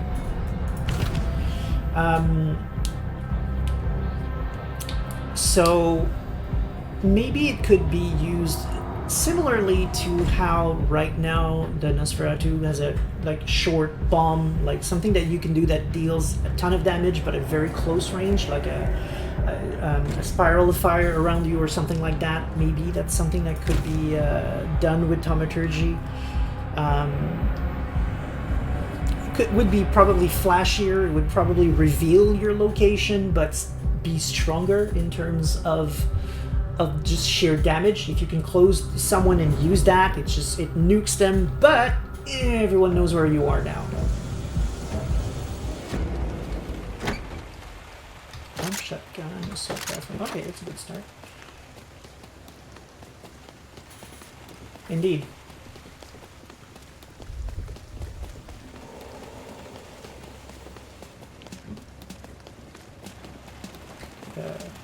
No, it was... well, there was the Path of Blood, which was the main path, but Lure of Flame was one of the ones that pretty much everyone had very quickly.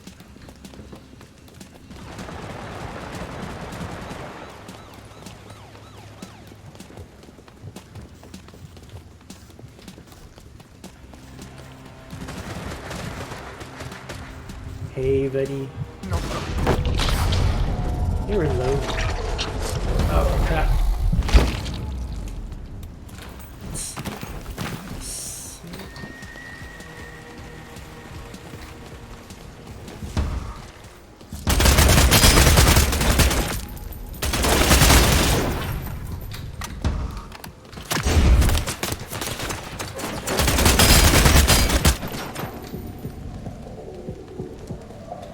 Not get the kill. I need to fix that.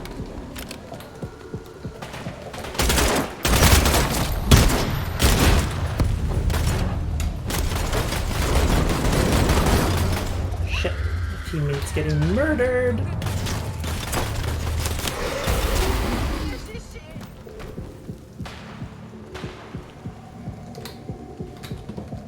Can I successfully hide? 30 seconds is forever. At least I got a kill this time.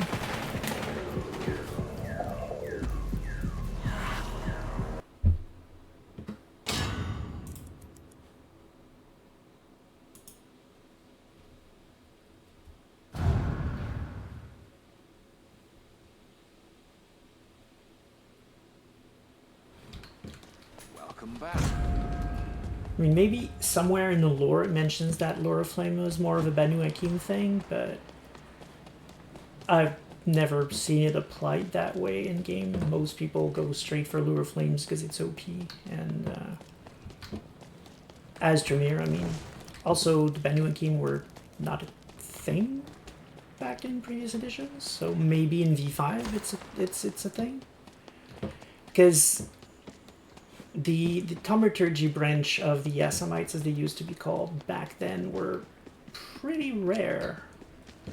It was the Vizier, I think they were called, or something like that. They were like way, like elders, way super old folks, way in the back in the homelands, that you really more NPC kind of character that you would rarely see specifically in game. To be fair, though, I'm not at all familiar with what their thaumaturgy classics were. I know that the older Zimitsis were fond of Koldunic thaumaturgy, which was super ridiculously strong. Like, they could summon volcanoes and shit like that. That was just too much.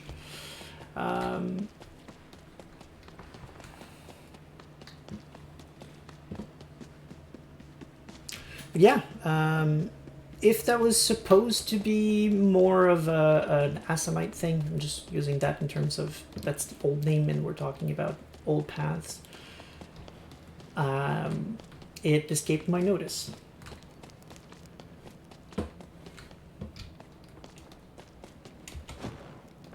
I suppose what we could do after this one match, we could go back to solo game, because it's almost 9 already.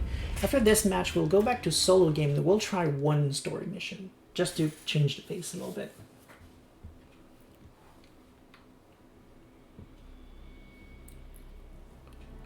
But yeah, the interesting thing, I guess, with thaumaturgy is that there are a ton of path of magic in the books that they could use. Like, we're mentioning Lure of Flames now and Path of Blood, but there's so many more. Like, there was one, I forget the name, where you could control water. It was extremely powerful as well.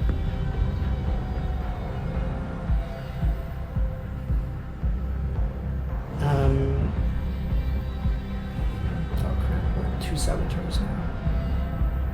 It's fine. Go back to being a prowler.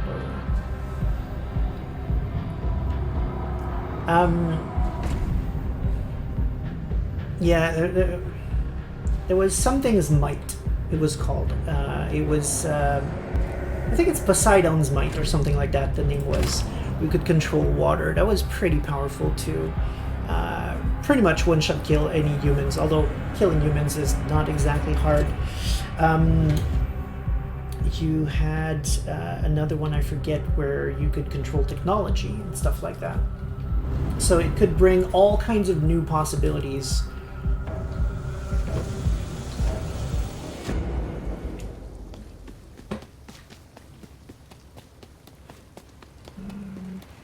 Oh, there we go. Loot. Right, I can use this to find loot. I really need to use it more. Pardon. Okay. More elf region. I can live with that. I don't even have a decent gun and we're already being under attack.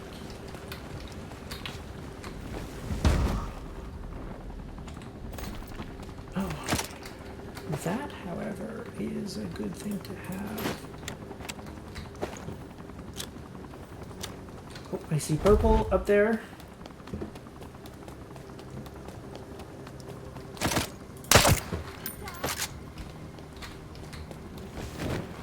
Okay, got a purple gun at least. That's a start. And some armor. So, you know what? This game might not be too bad.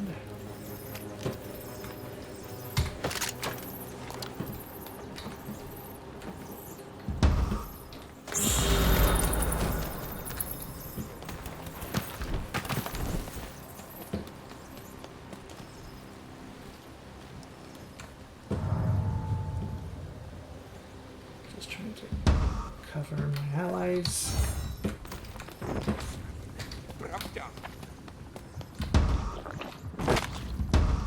It's no time to eat, buddy. Okay, that's fine. The other one came back.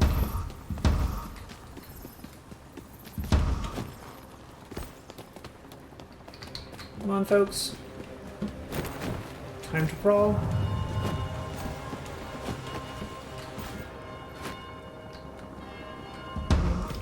Come get your armor, buddy. There we go.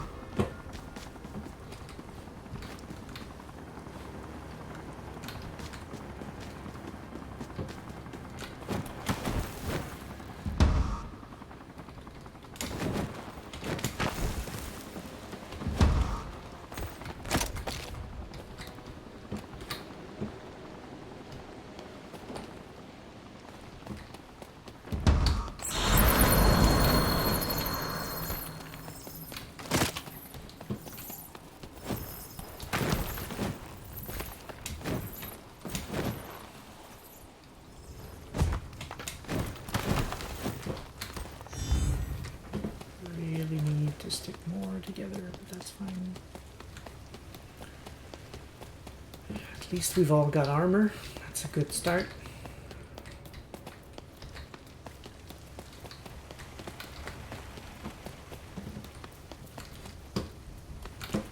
Yes. Are your friends?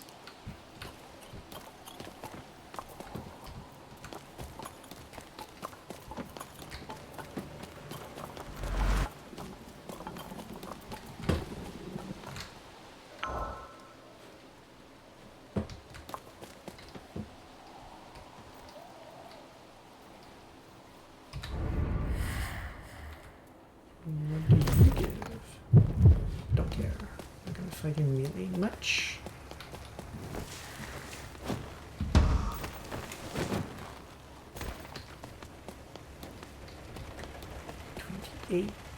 Position.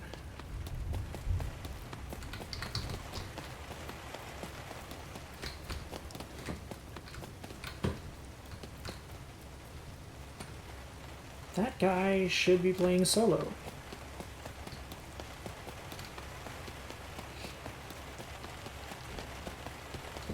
Nice. Obligatory. Nice response. To the number 69, of course.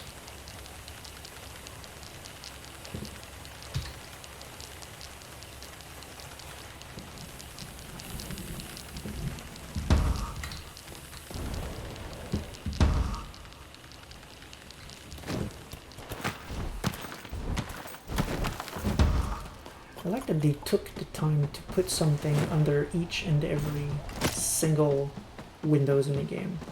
Like, okay, this one maybe not, but you can see through all the windows. That is super cool.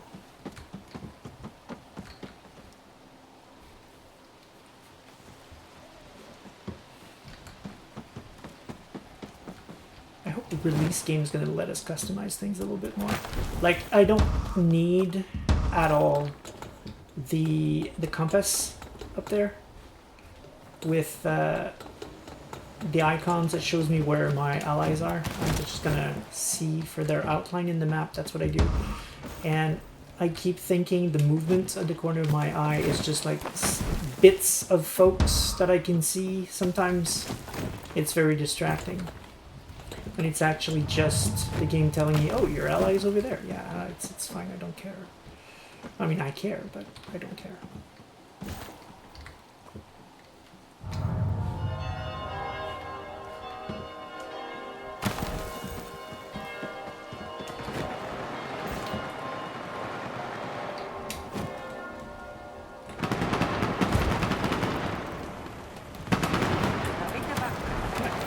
About this, we're not breaking a Mascarade, it's just some guy. What are you doing, guys? Come on. Folks are over there. Really? Alright. Guess we're not going to fight.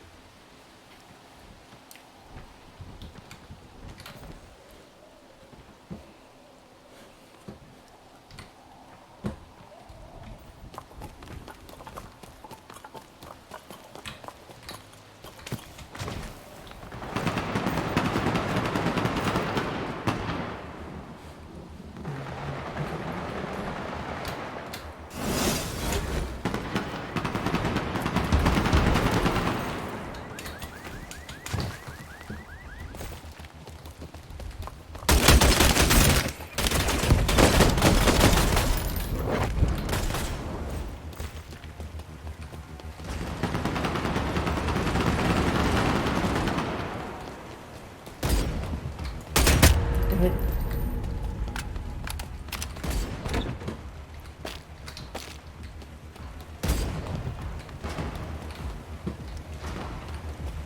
Okay, I'm gonna try to cut. Oh! Haha, nice. Many entrances. Thought that might be a good spot to try and guard, but there are far too many entrances. Second floor, though. Oh. That is pretty cool. I can have my bats guard this entrance.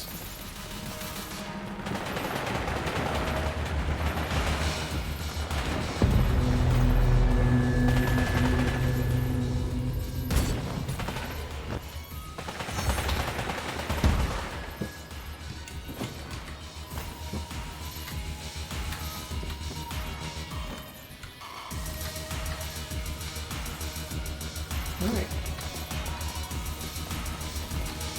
Potentially cool, but folks are not coming.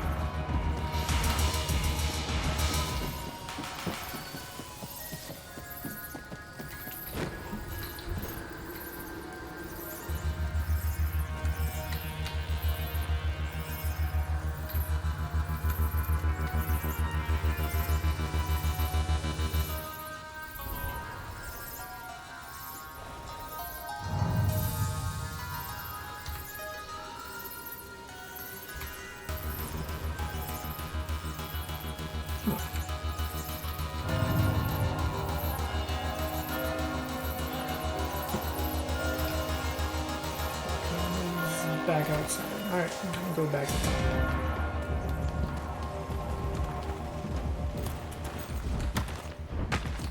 The game's not very conducive to camping, I feel, so.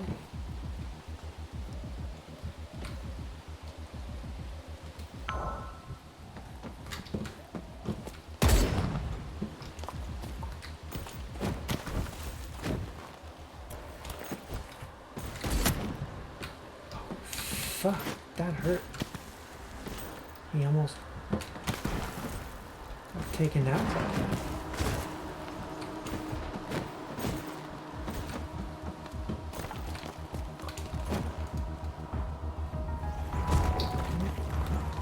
Did not grab hold.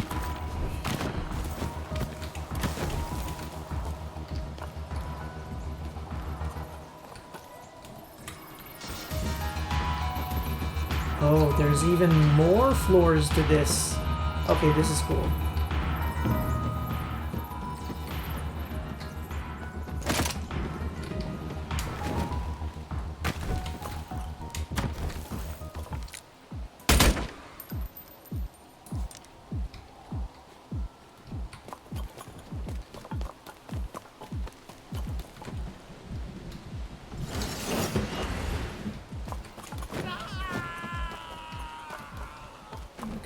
So at least I got one teammate coming along. Two, okay, good.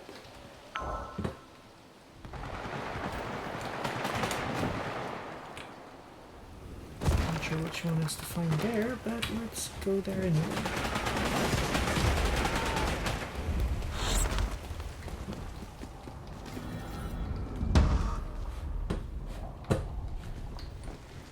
Seems to be your goal here, buddy. No idea? Okay. Verticality is pretty cool, I have to admit. Like, you don't just run out of a building, look left and right. You gotta look everywhere around. Dude is dangerous with a sniper. I don't know where he is, but we need to find him quick.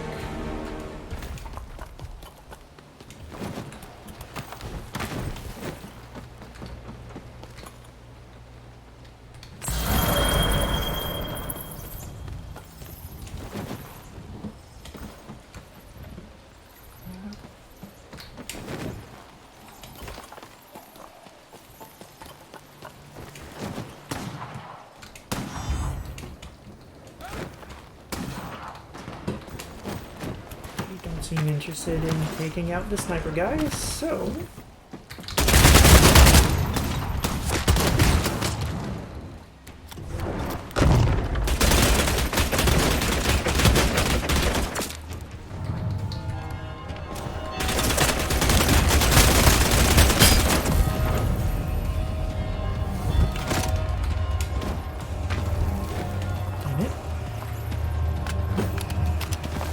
Things sure could have gone better on that one.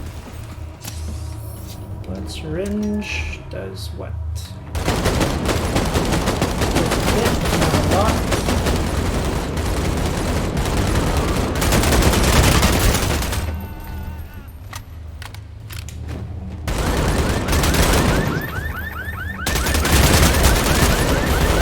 Come on, take him, he's right there. Ah, seriously?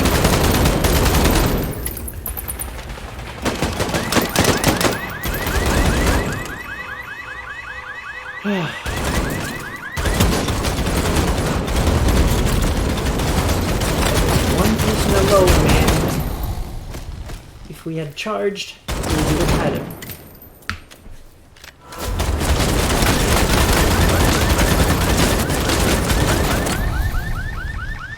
Alright, the path in V5, as in it was a form? It was a forum. There will be in V5 decision. Sorry, man, there's too many typos in this one. I'm not sure I understand what you're saying, but Good evening. okay, so apparently paths, parts of what used to be paths are now amalgams. All right, that's a thing.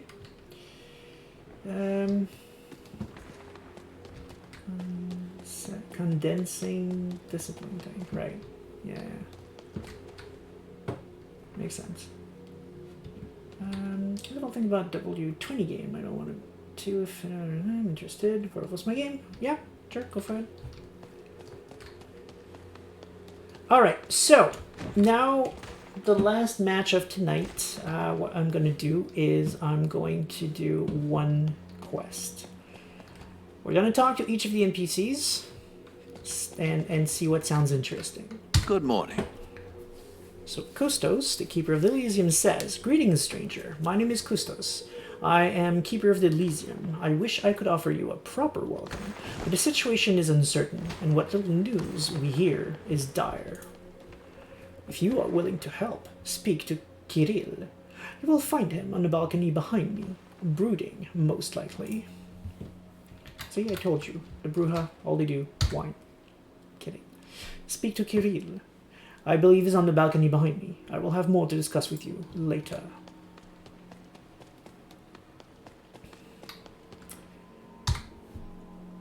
Maya, Toreador Primogen, everyone's new crush. I'm disappointed you did not greet me immediately upon your arrival. But I suppose the current crisis is to blame. I am Maya, Harpy of Prague. Be sure to introduce yourself to Kirill if you haven't already. Okay. So I think we have to talk to Kirill. I'm not sure why I get that impression, but it sounds like that's what we have to do.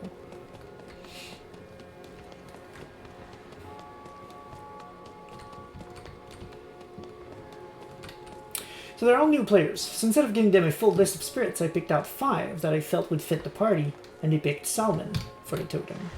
That's a good plan. Jak today? I am Kirill, sheriff of this domain. Right, by the way, for those who don't know, Primogen is more or less the boss of a clan in a given city. Maya is a harpy. Harpies keep track of everyone's social status, essentially. So, for example, one of the big things they do is they keep track of boons. Like, in vampiric society, services are done in exchange for boons. Like, so if you want to do, for example, you could exchange a boon that the prince owes you for the right to create progeny, for the right to embrace the children, for example. Doesn't have necessarily to say yes because he still has final say in terms of who gets to embrace. but exchanging a boon is a good way of getting a yes. And things like that. So if you help someone or you save someone's life, for example, that person would owe you a life boon, for example. And that means, for the example of a life boon, they just owe it to you. They don't have a say in the matter. You save their lives, they owe you a life boon. You go to the harpy, and the harpy writes it down. So if one day you want to chip it in, you can go to that person, and with a life boon, it's a big enough service that their life can be in danger. That's as big as it can go. So you've got minor boon, major boon, blood boon, and life boon. At least that's how it used to be. Maybe it's different now in 5th edition.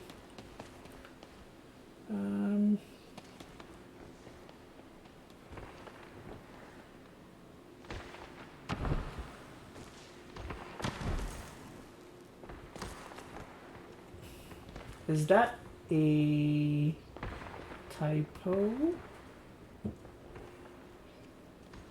Because here they said RP because they changed the name in V5.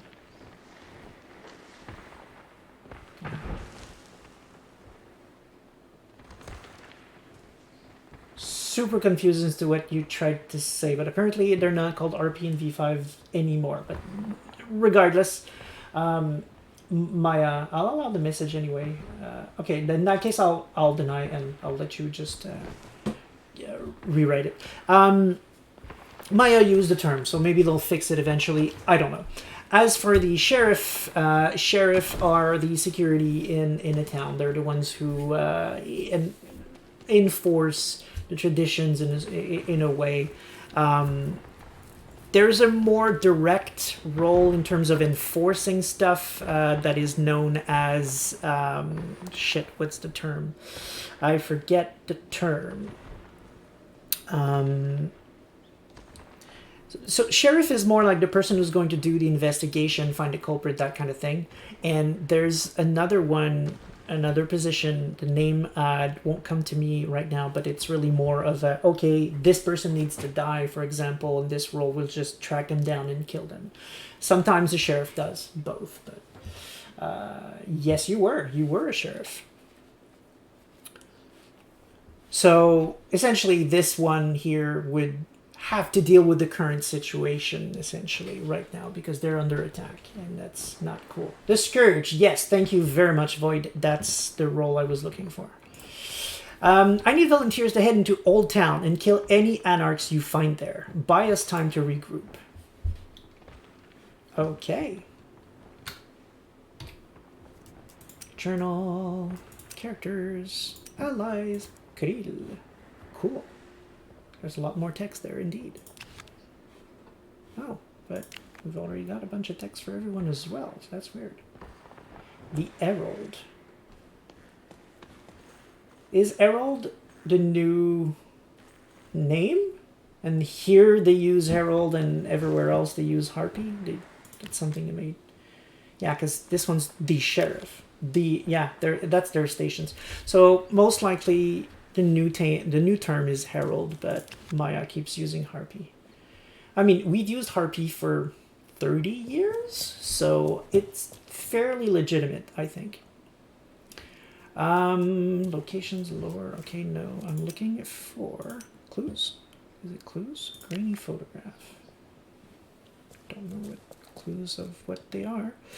Intel, stories, confessions in dread, it's not it. Conversation, Kirill.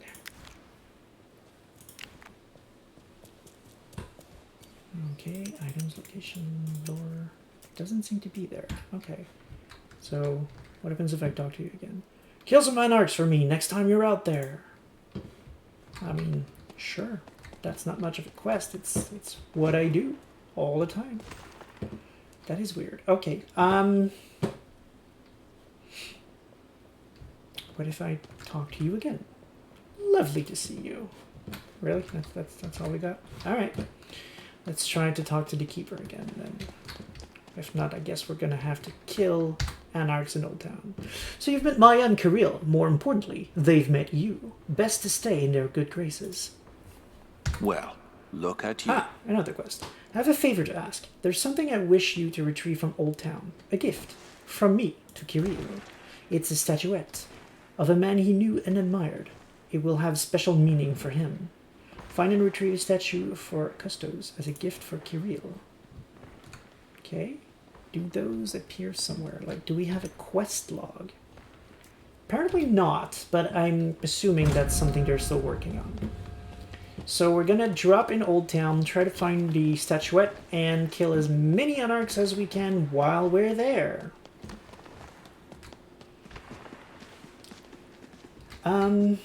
So. Until next time. Shit, did you need to have more gender? That makes sense. Remove some of the other bad connotations. It's not called a herald. Okay. It didn't like an English saying, I guess, whatever. But yeah, they changed, I guess, the name to Herald in V5. Joining late, apologies, but how many times did you die yet? Every single one of the matches. But I did finish in second position in my third or fourth game.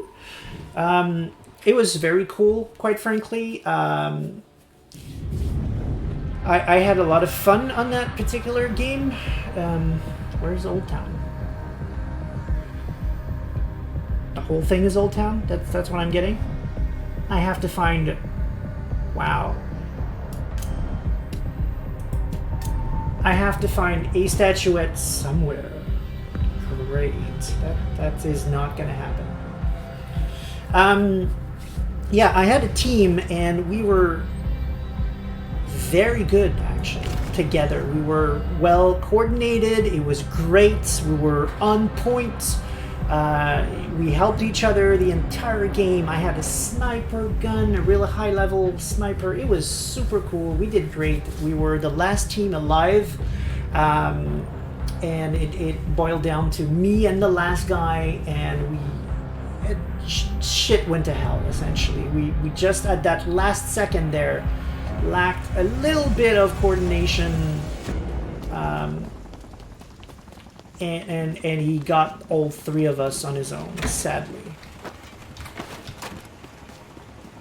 But that was pretty good. Then also, one of my early games, I got a double kill, like, at the same time. That was very sweet. Since then, though, I have been not good. Like, none of my games after the one where I finished second went well for me. But that's okay. Honestly, I'm still having fun. I don't mind dying too much. Learning the ropes as I go, and it's fun. It really is. Someone's nearby. I can hear them.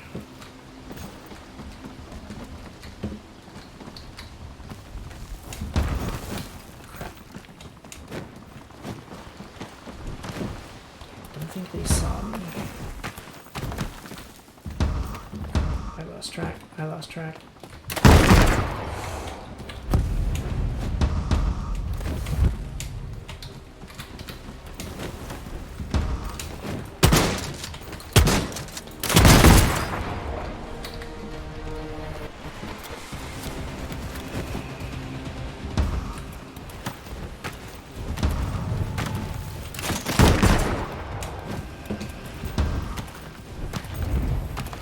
Really wish I had my sniper gun right about now.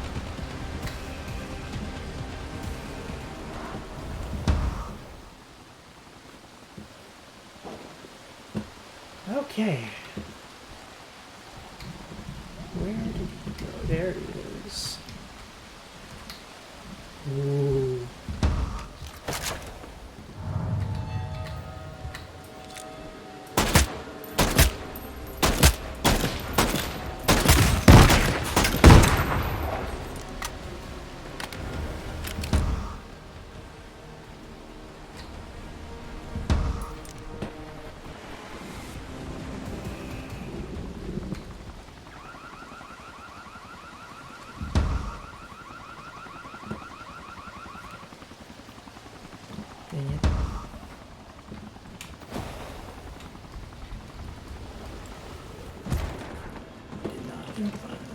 really fall that much.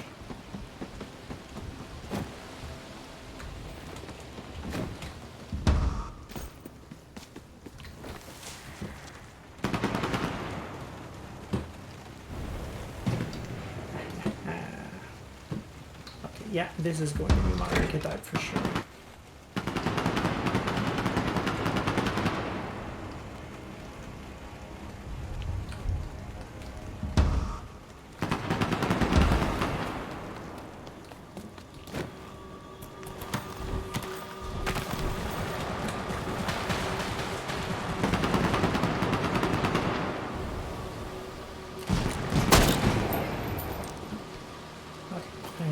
Return to visibility when I shoot. That makes complete sense. It's just something I need to remember.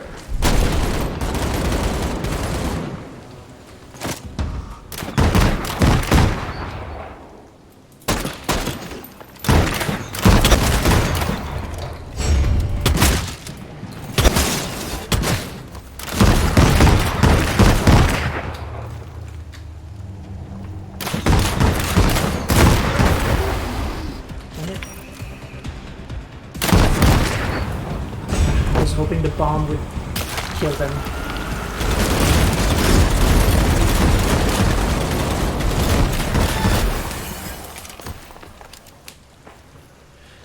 Connection from the Kindred in the time, so maybe I was still there.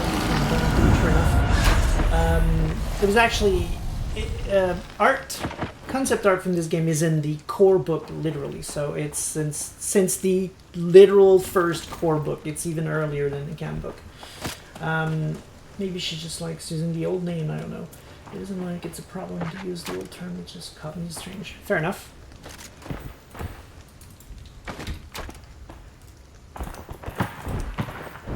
Okay. I like this game. I didn't know if I would. Because again, it's not super my style competitive, unless we're talking Smash Bros. Super Smash Brothers is really my jam, but the only game I really like that's competitive. I assume you don't consider that. How do you do? Did anything, right? No. Okay. Kira's was by the prince's side when the attack came, but they were separated in the fighting. If Kirill made it out, Marcus will have Fair to. winds. Yeah, the only game I usually like competitively is Super Smash Bros. But only if I'm playing against an opponent that is on my level. Like, it's not fun fighting against someone who's too below or too high. But if, like, I don't know if Genome is on the chat, but Genome is really my nemesis in Smash Bros. I adore playing that game with him because we are so perfectly matched consistently. Let me try to go all the way up again, just in case there's always a sniper there, because if there is always a sniper there, that'll be my spot for sure. Because I like me some snap-agains. But yeah, we're so evenly matched, like, there's really no way ever to know who's gonna win any single match. So it's just always super intense whenever we fight. It's this back and forth, constant back and forth exchange of feints and dashes and dodges and rolls, and it's just amazing. And I'm getting not exactly that vibe here because obviously some matches are like you end up with a team that's well coordinated and you just wipe the city essentially, like it did with the team where we almost won. Like, we just bulldozed through the map and everyone was getting mowed down in front of us. It was really cool, really fun. But that really comes down to randomness. Talent, of course, plays a role, but random too, because let's face it, I'm not good and I finished second. So, you know. I finished second on my, what was that, third match or something?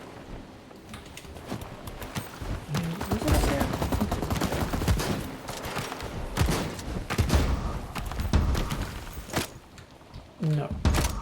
one is a toddler. Okay, that's fine.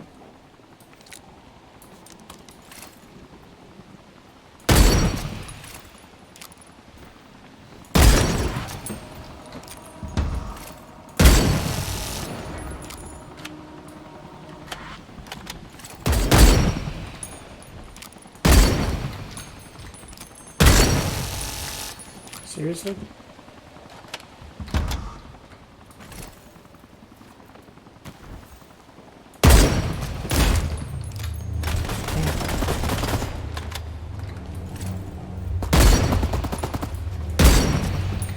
Seriously? Wow. Not a single hit. Okay, I need to find me an ambulance or some such.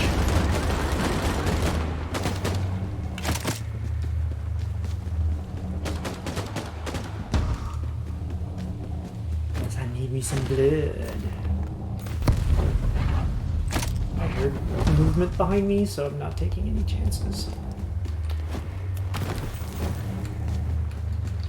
I'm a bit sad that all of my attacks missed.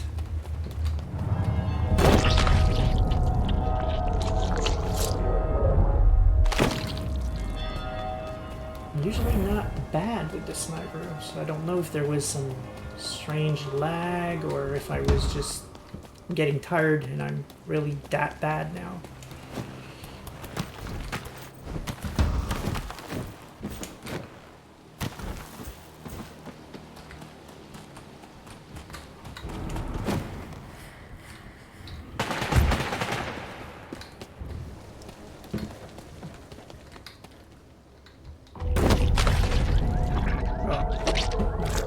Doesn't give me anything. Force of habit. I see a person, I try to eat them. It's just, you know.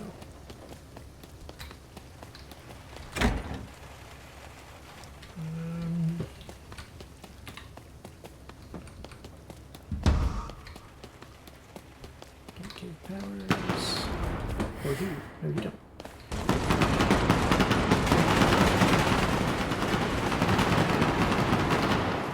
Right now, I don't like my weapons and I don't have any armor, so I'm gonna dodge battle for a bit.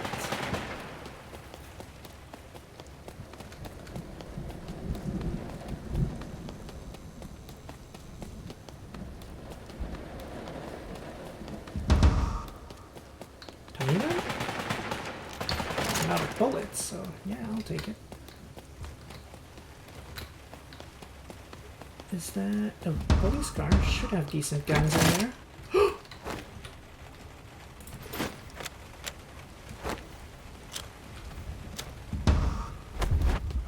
Okay, and that is going to have blood bags. Nice. Okay, things are not going too bad actually right now.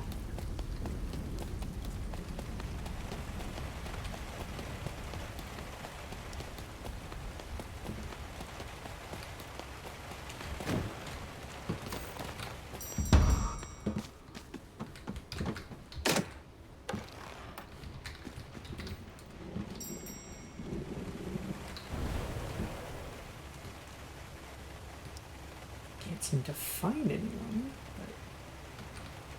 but people are dying left and right, and I don't see anyone. Shopping arcade. Okay, guess I can go there.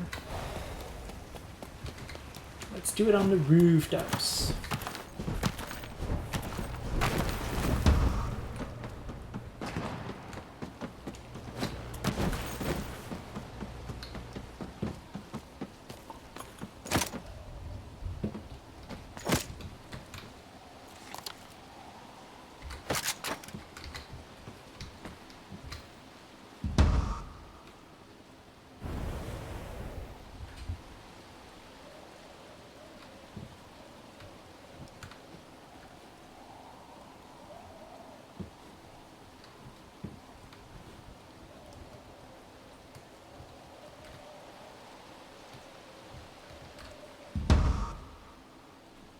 At this rate, I'm going to end up in the top 10. Well, I am in the top 10, actually. I did not even kill anyone. I missed all of my shots on the first person I saw. If I win this game, I will not be proud of it.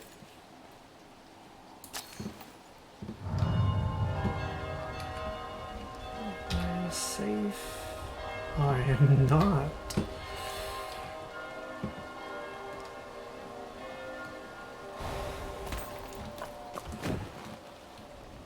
Okay. Come on. Come on. You got this. Yeah, you got this. Right, if I stop trying to run with the wrong button, things might go in my favor a bit more. Okay, I'm actually safe here.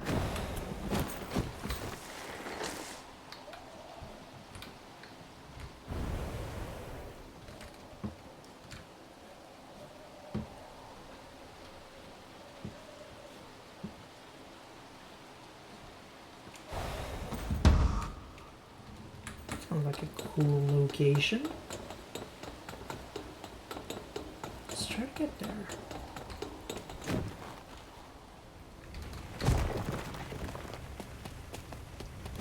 Maybe there's a statuette in it. Who knows?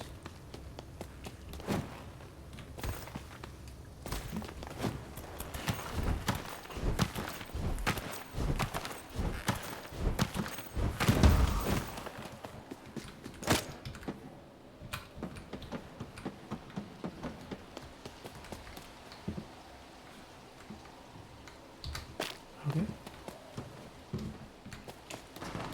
Red gas neutralizer. What does that even do? Did not push it back.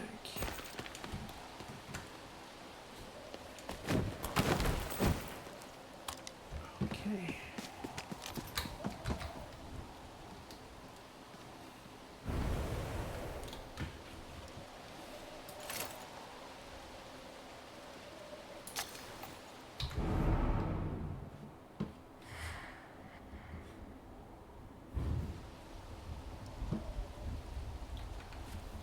Down to 8.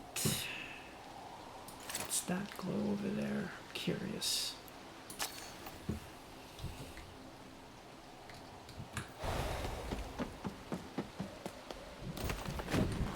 Let me see if I can get to it.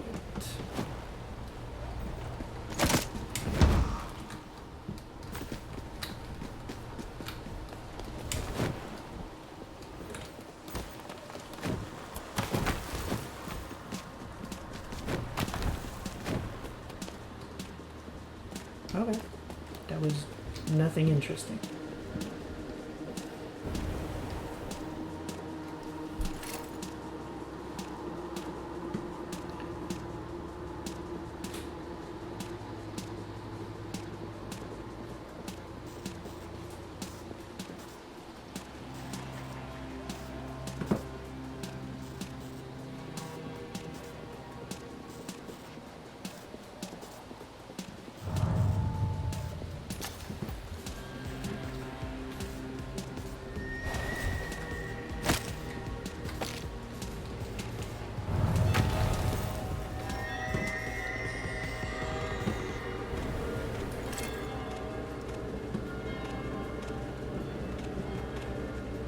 I'm aware this is a bit of a cowardly approach, but it's literally what my archetype is for, so I thought I would give it an actual shot. You mean the blue glows like these? They kind of just let you know where the weapons are. So that usually just means there's something there. Sometimes it's immortal too. Usually it's just point of interest, essentially.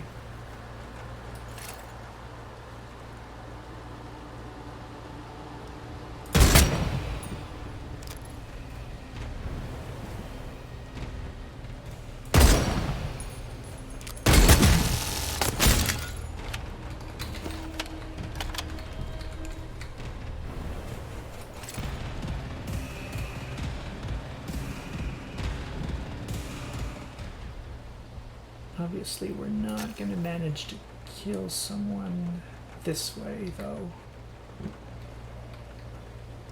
Like, not with a green sniper gun, anyway. I mean, it's 80 damage is nothing to sneeze at, but the rate of fire is not enough. People have plenty of time to run away and hide and find a mortal to snack on, and then can come and get me back. That is just not going to cut it.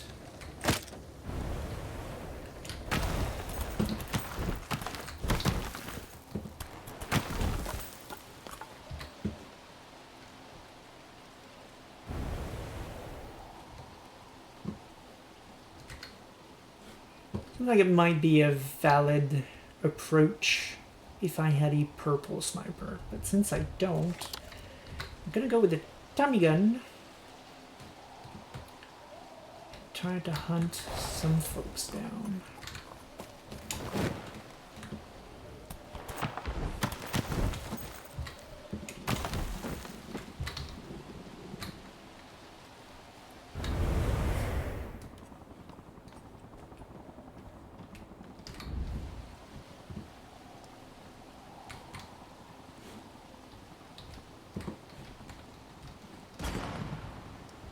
Oh, wow. You saw me in my invisibility. Okay.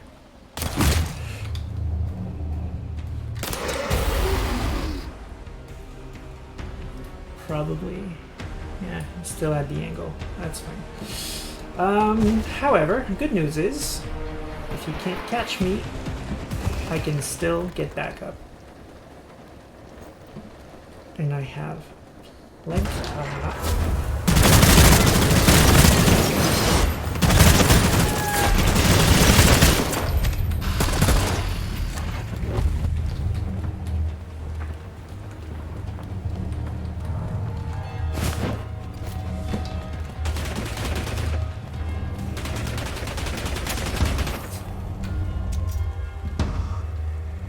No, take a real thing. Not a syringe, a real thing. Blood bag, thank you. Oh, I see purple over there. I like purple.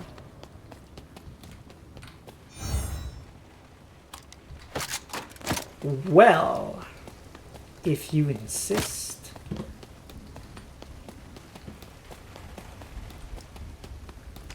Keep the tummy gun for now.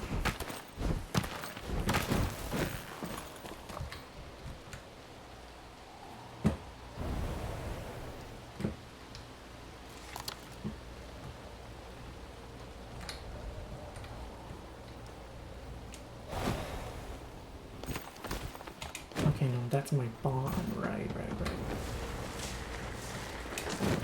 Okay, sliding is a bit too efficient. Oh, come on, I was vanishing. Dang it. Finally gotten the gun I wanted. Yeah, it's, again, I don't have to tell you what an alpha is, so they know it's just not implemented yet. Alright, guess I'll do one more since the mission thing wasn't much of a thing. We'll finish at 10 tonight. Oh, shit. Let's try group one more time.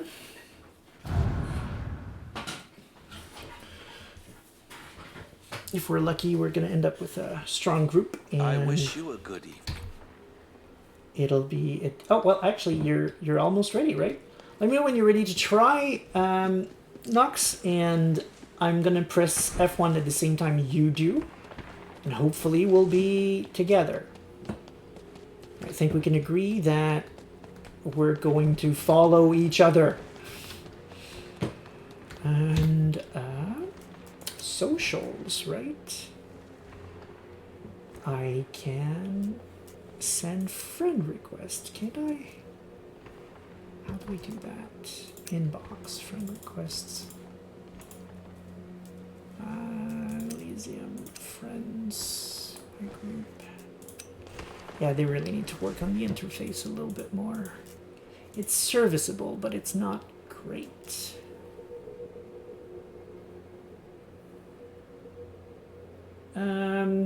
Your theory.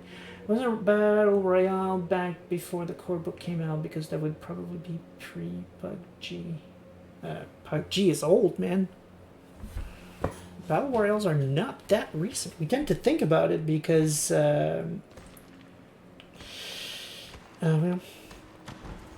because people tend to associate it with Fortnite, but PUBG. When did PUBG came out?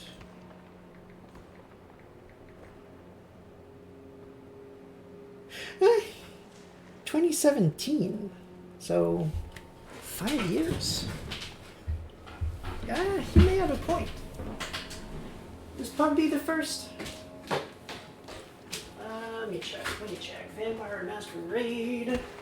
When did Core Book come out?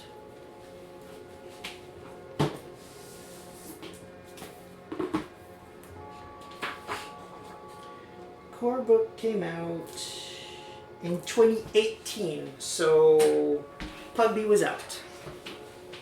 PUBG was out.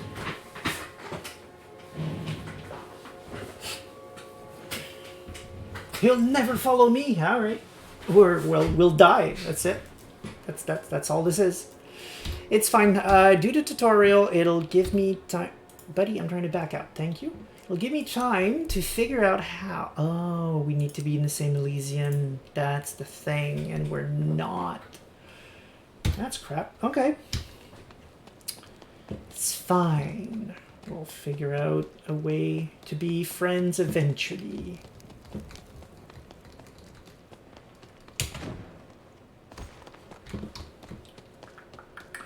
You may have a point, Tara, but once again, PUBG was out for about a year, so I mean, a year after PUBG, getting a deal for a battle royale might have been a tough sell. So even if PUBG was out, you still probably have a point.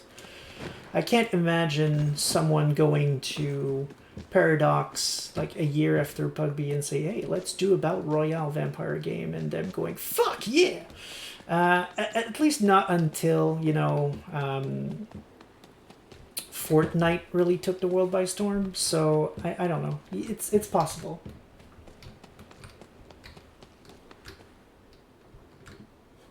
Fair enough. That's a good point too. Now I'm curious though, because here, like, no, that can't be it, because there are 30 people. Okay, so I guess Elysiums are random, but are not necessarily the people we're going to be playing with. I really wish I had noticed the names of the two folks I played with on my game, because I would have absolutely friended those two. They were very cool, and we were a good team. Even though I totally used them for bait. Are you done with the tutorial, man? Do you consider that I have killed? Okay. This is cool. Not all Brujah left the Camarilla after the Conclave of Prague. Only the weak-minded. I hoped we would encounter that sentence tonight. Just for lore reasons, because everyone thinks this game takes place in 2012 in the Council of Prague, where the Brujah left when one of the prominent Brujah figure called Theo Bell just murdered in front of a crowd of Camarilla people Hardestat the Young.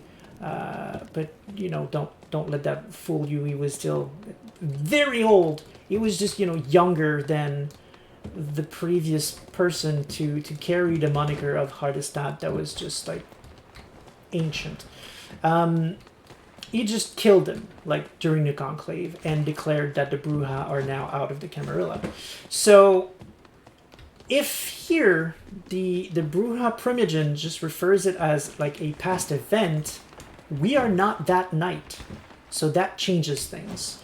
Because the developers, very often, they were saying that this game happens in an important night, a night that's been part of the setting for a while. Like, this is not just them making up a random shit for the game. This is something that is absolutely canon, that is that happened in the lore. It's an important night, and I don't know what it refers to if it's not the Council of Prague. So it's probably just new. Like, we're going to actually learn about a new bit of V5 lore as we play this game, which is more interesting to me than going through the events of the Council of Prague.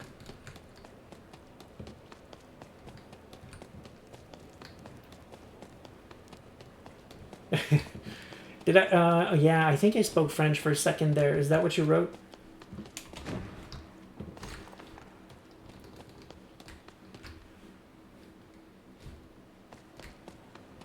You sure? There's evidence to the contrary right there.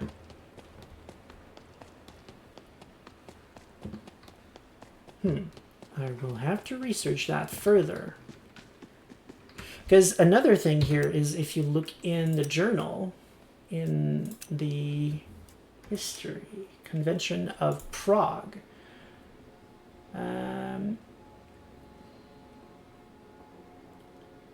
held right here in Prague in 2012. Like, once again, they're talking about it like a past event. And there was also, when we look at the characters, when you look at the prince, Marcus, Second Convention of Prague was seen as a power move to show off his achievement to the Camarilla, but things did not go as planned. It's strongly mentioning that this is an event that happened in the past.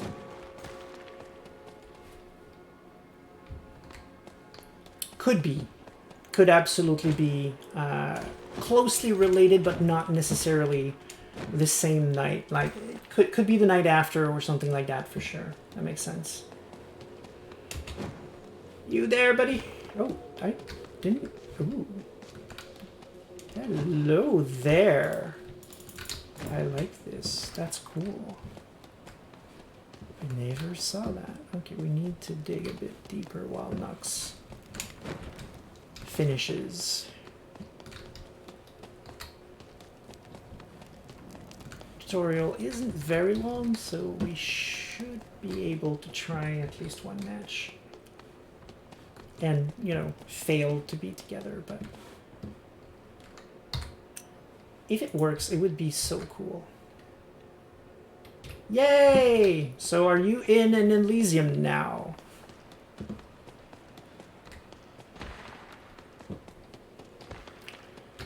Let me see. Can I see you? Okay, I don't. Okay.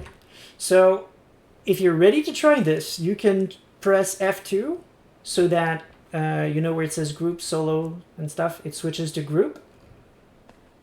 And when you're ready, let me know, because I'm going to do a countdown, and we can press F1 at almost the same time, because obviously you're going to be a few seconds behind me because I'm streaming.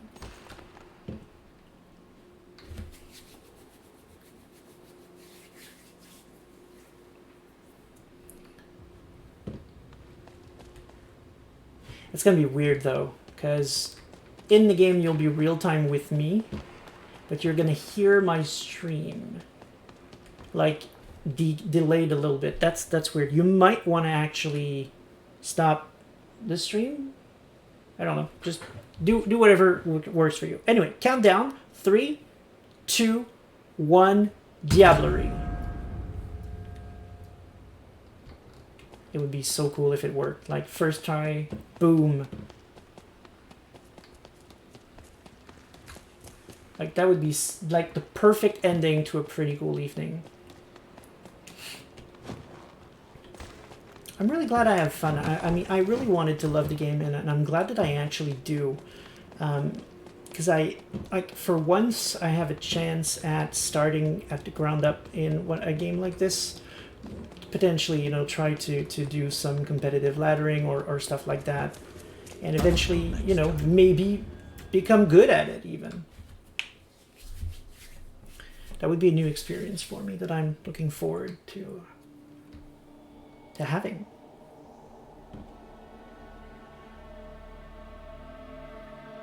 But I just got in like now. You mean you saw your team and I'm not in it? That's sad. Yeah. Dang it. I'm sorry. I'm a construction site guy. I just am.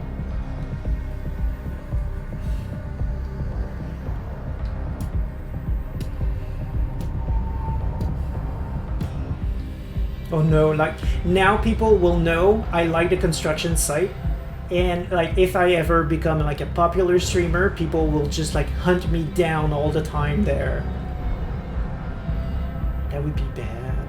Okay, so we chose Prowler. Means I get to be Saboteur. Nice. So we'll have two Nosses in this fight.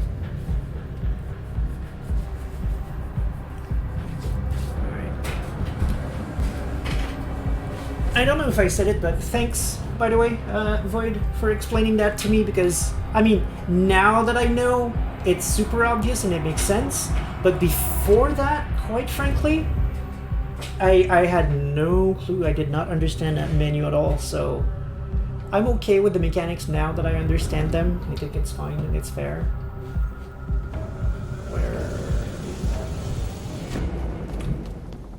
Oh, well, I guess we can start with that.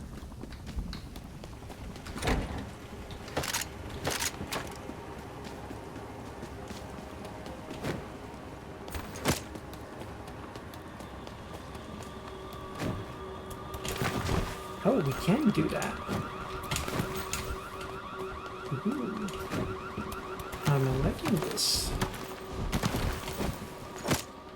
Hey. Nice. So I've already got... Okay, it doesn't work all the time, but you can kind of double jump.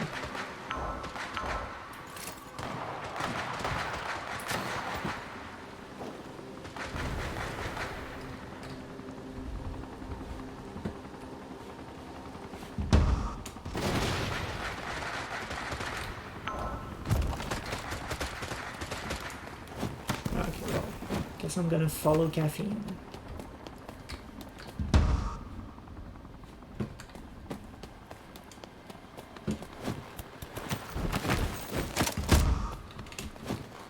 And I keep trying to slide with the wrong button. I really need an option to change the controls.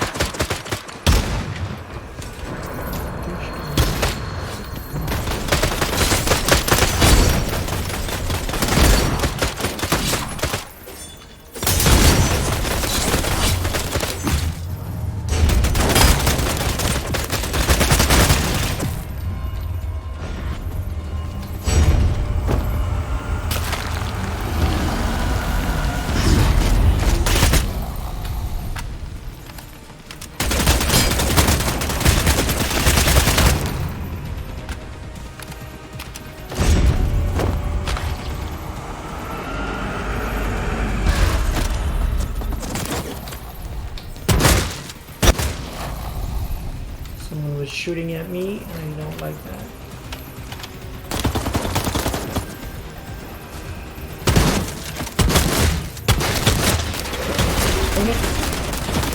Did not expect that guy. Dang it, I did not expect that guy. I was about to vanish and try to just circle back to help my friend. Try to get him back on his feet, because you can do that. And that's super cool also, by the way, because that's something vampires do. You can feed your blood to your teammates. Yeah, okay. That was a strong start. It's so sad it ended like that. Dang it.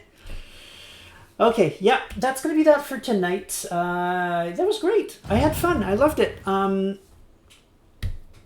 I might stream again tomorrow. Just, you know, don't hold your breath. I got something in the afternoon with NASA actually. And oh, actually, are we in the same? Haha, are we in the same? We're not. Okay.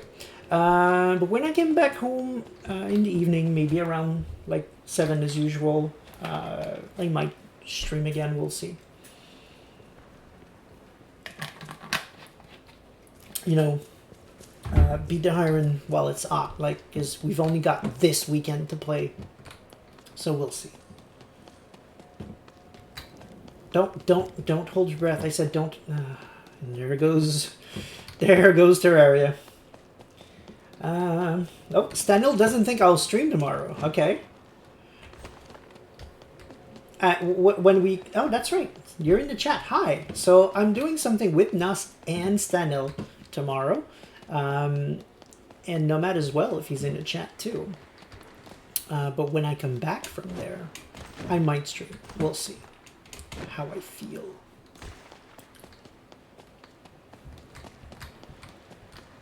All right, we lost Terraria. That's it. It's done. All right. Well, see the three of you tomorrow at the river, and everybody else might see you here in Elysium around 7ish. Once again, don't mark your calendar. There's no guarantee that I will actually do it, but I'm considering it. So if not, at the very least, we'll see each other again on Monday. I'm so fucking eager to get to Monday again. I was pissed that I had a bad day, a bad migraine day last Monday. That's why I announced it at the last second, because I really, really wanted that stream to happen, but the headache just didn't want to go away. I have so much to show you guys in Subnautica. That's just stupid. Like, I played about 7 or 8 hours off screen just to get mats and finish upgrading the technologies that we'd found. Because if you remember 2 weeks ago, when we were fooling around the location of the pilot's last known location, there's a huge network of sea monkey nests there that have a ton of awesome tech. So I've upgraded the techs over there, because that's something that I don't think is super exciting necessarily to see me on screen, and good reason I did too, because that was like a solid 7 or 8 hours of me just like swimming and gathering shit.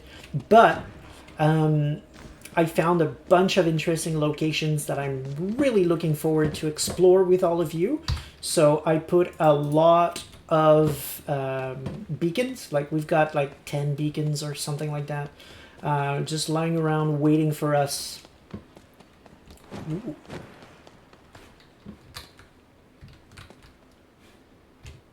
Sorry, I had an illumination like, ooh, maybe the Nosferatu's up there, like, but no. Precision ammo. Okay. So yeah, we've got so much to look. I figured out what we were supposed to do at the pilot's last known location, so we're gonna do that. We just didn't go deep enough. I'm really looking forward to doing that. We've got 3 relic locations that Alan gave us, and just the rest is a bunch of just cool places, like buildings, bases that I haven't explored yet, or just super cool creatures that I want to make sure that you see. So, like, honestly, be there. Monday shit's gonna go down, I think. If you're interested in Subnautica Below Zero, the gameplay we've been having so far, be there Monday, because it's going to be intense. Like, literally, we're talking 2 new Leviathans that I'm dying to show you. Like, one of them is based on a lamprey, so that's just fucking gross and awesome at the same time. It's terrifying, and I love it. The other one is super cool in a different way, but I'm not going to tell you what it looks like yet. It needs to be seen to be believed. So be there Monday, and hopefully I will too. I hope I'm not going to have another headache day. But yeah, Monday should be super cool. So I hope to see you there. Ooh, hello. Purple Sniper. That's my gun. Okay. So thanks for coming tonight. I hope everybody had fun.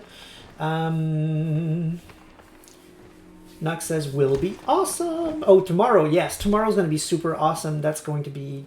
It's going to do me so good to just relax next to the river with a bunch of friends. It's going to be fucking awesome. Picnic style. Like, I don't know what I'll bring to eat, but I don't care. I just want to chill and eat and talk to my friends. It's going to be great. So yeah, well, Daniel, just be there Monday. I will absolutely show you the Leviathan. It's really close to the pilot's last known location, actually. Like, you need to go down, you find a cool thing, and then you keep going down, and the lamprey is right there. So it's definitely, you're going to see it. There's I'm definitely going to do the detour and show people tomorrow that. So it's gonna be cool. We also got the first body part, because if you remember, we've got 3 body parts we need to find and figure out how to build so that Alan gets a new body. I know where one of them is. I didn't see it. I didn't go there, but I know it's there because it's super obvious, and Alan said so when I got nearby. So we've got that to explore too. There's a lot. There's just we have a very filled stream on Monday. That's what I'm saying. So, ooh. Oh yeah, they said to try that at least once. Like don't, because you're gonna die. But apparently it's interesting. So next time we play, remind me to just go for the water and see what happens. Anyway, thanks for coming. It was fun. See you all next time, either tomorrow or Monday. I hope you enjoyed, and good night, Kindred.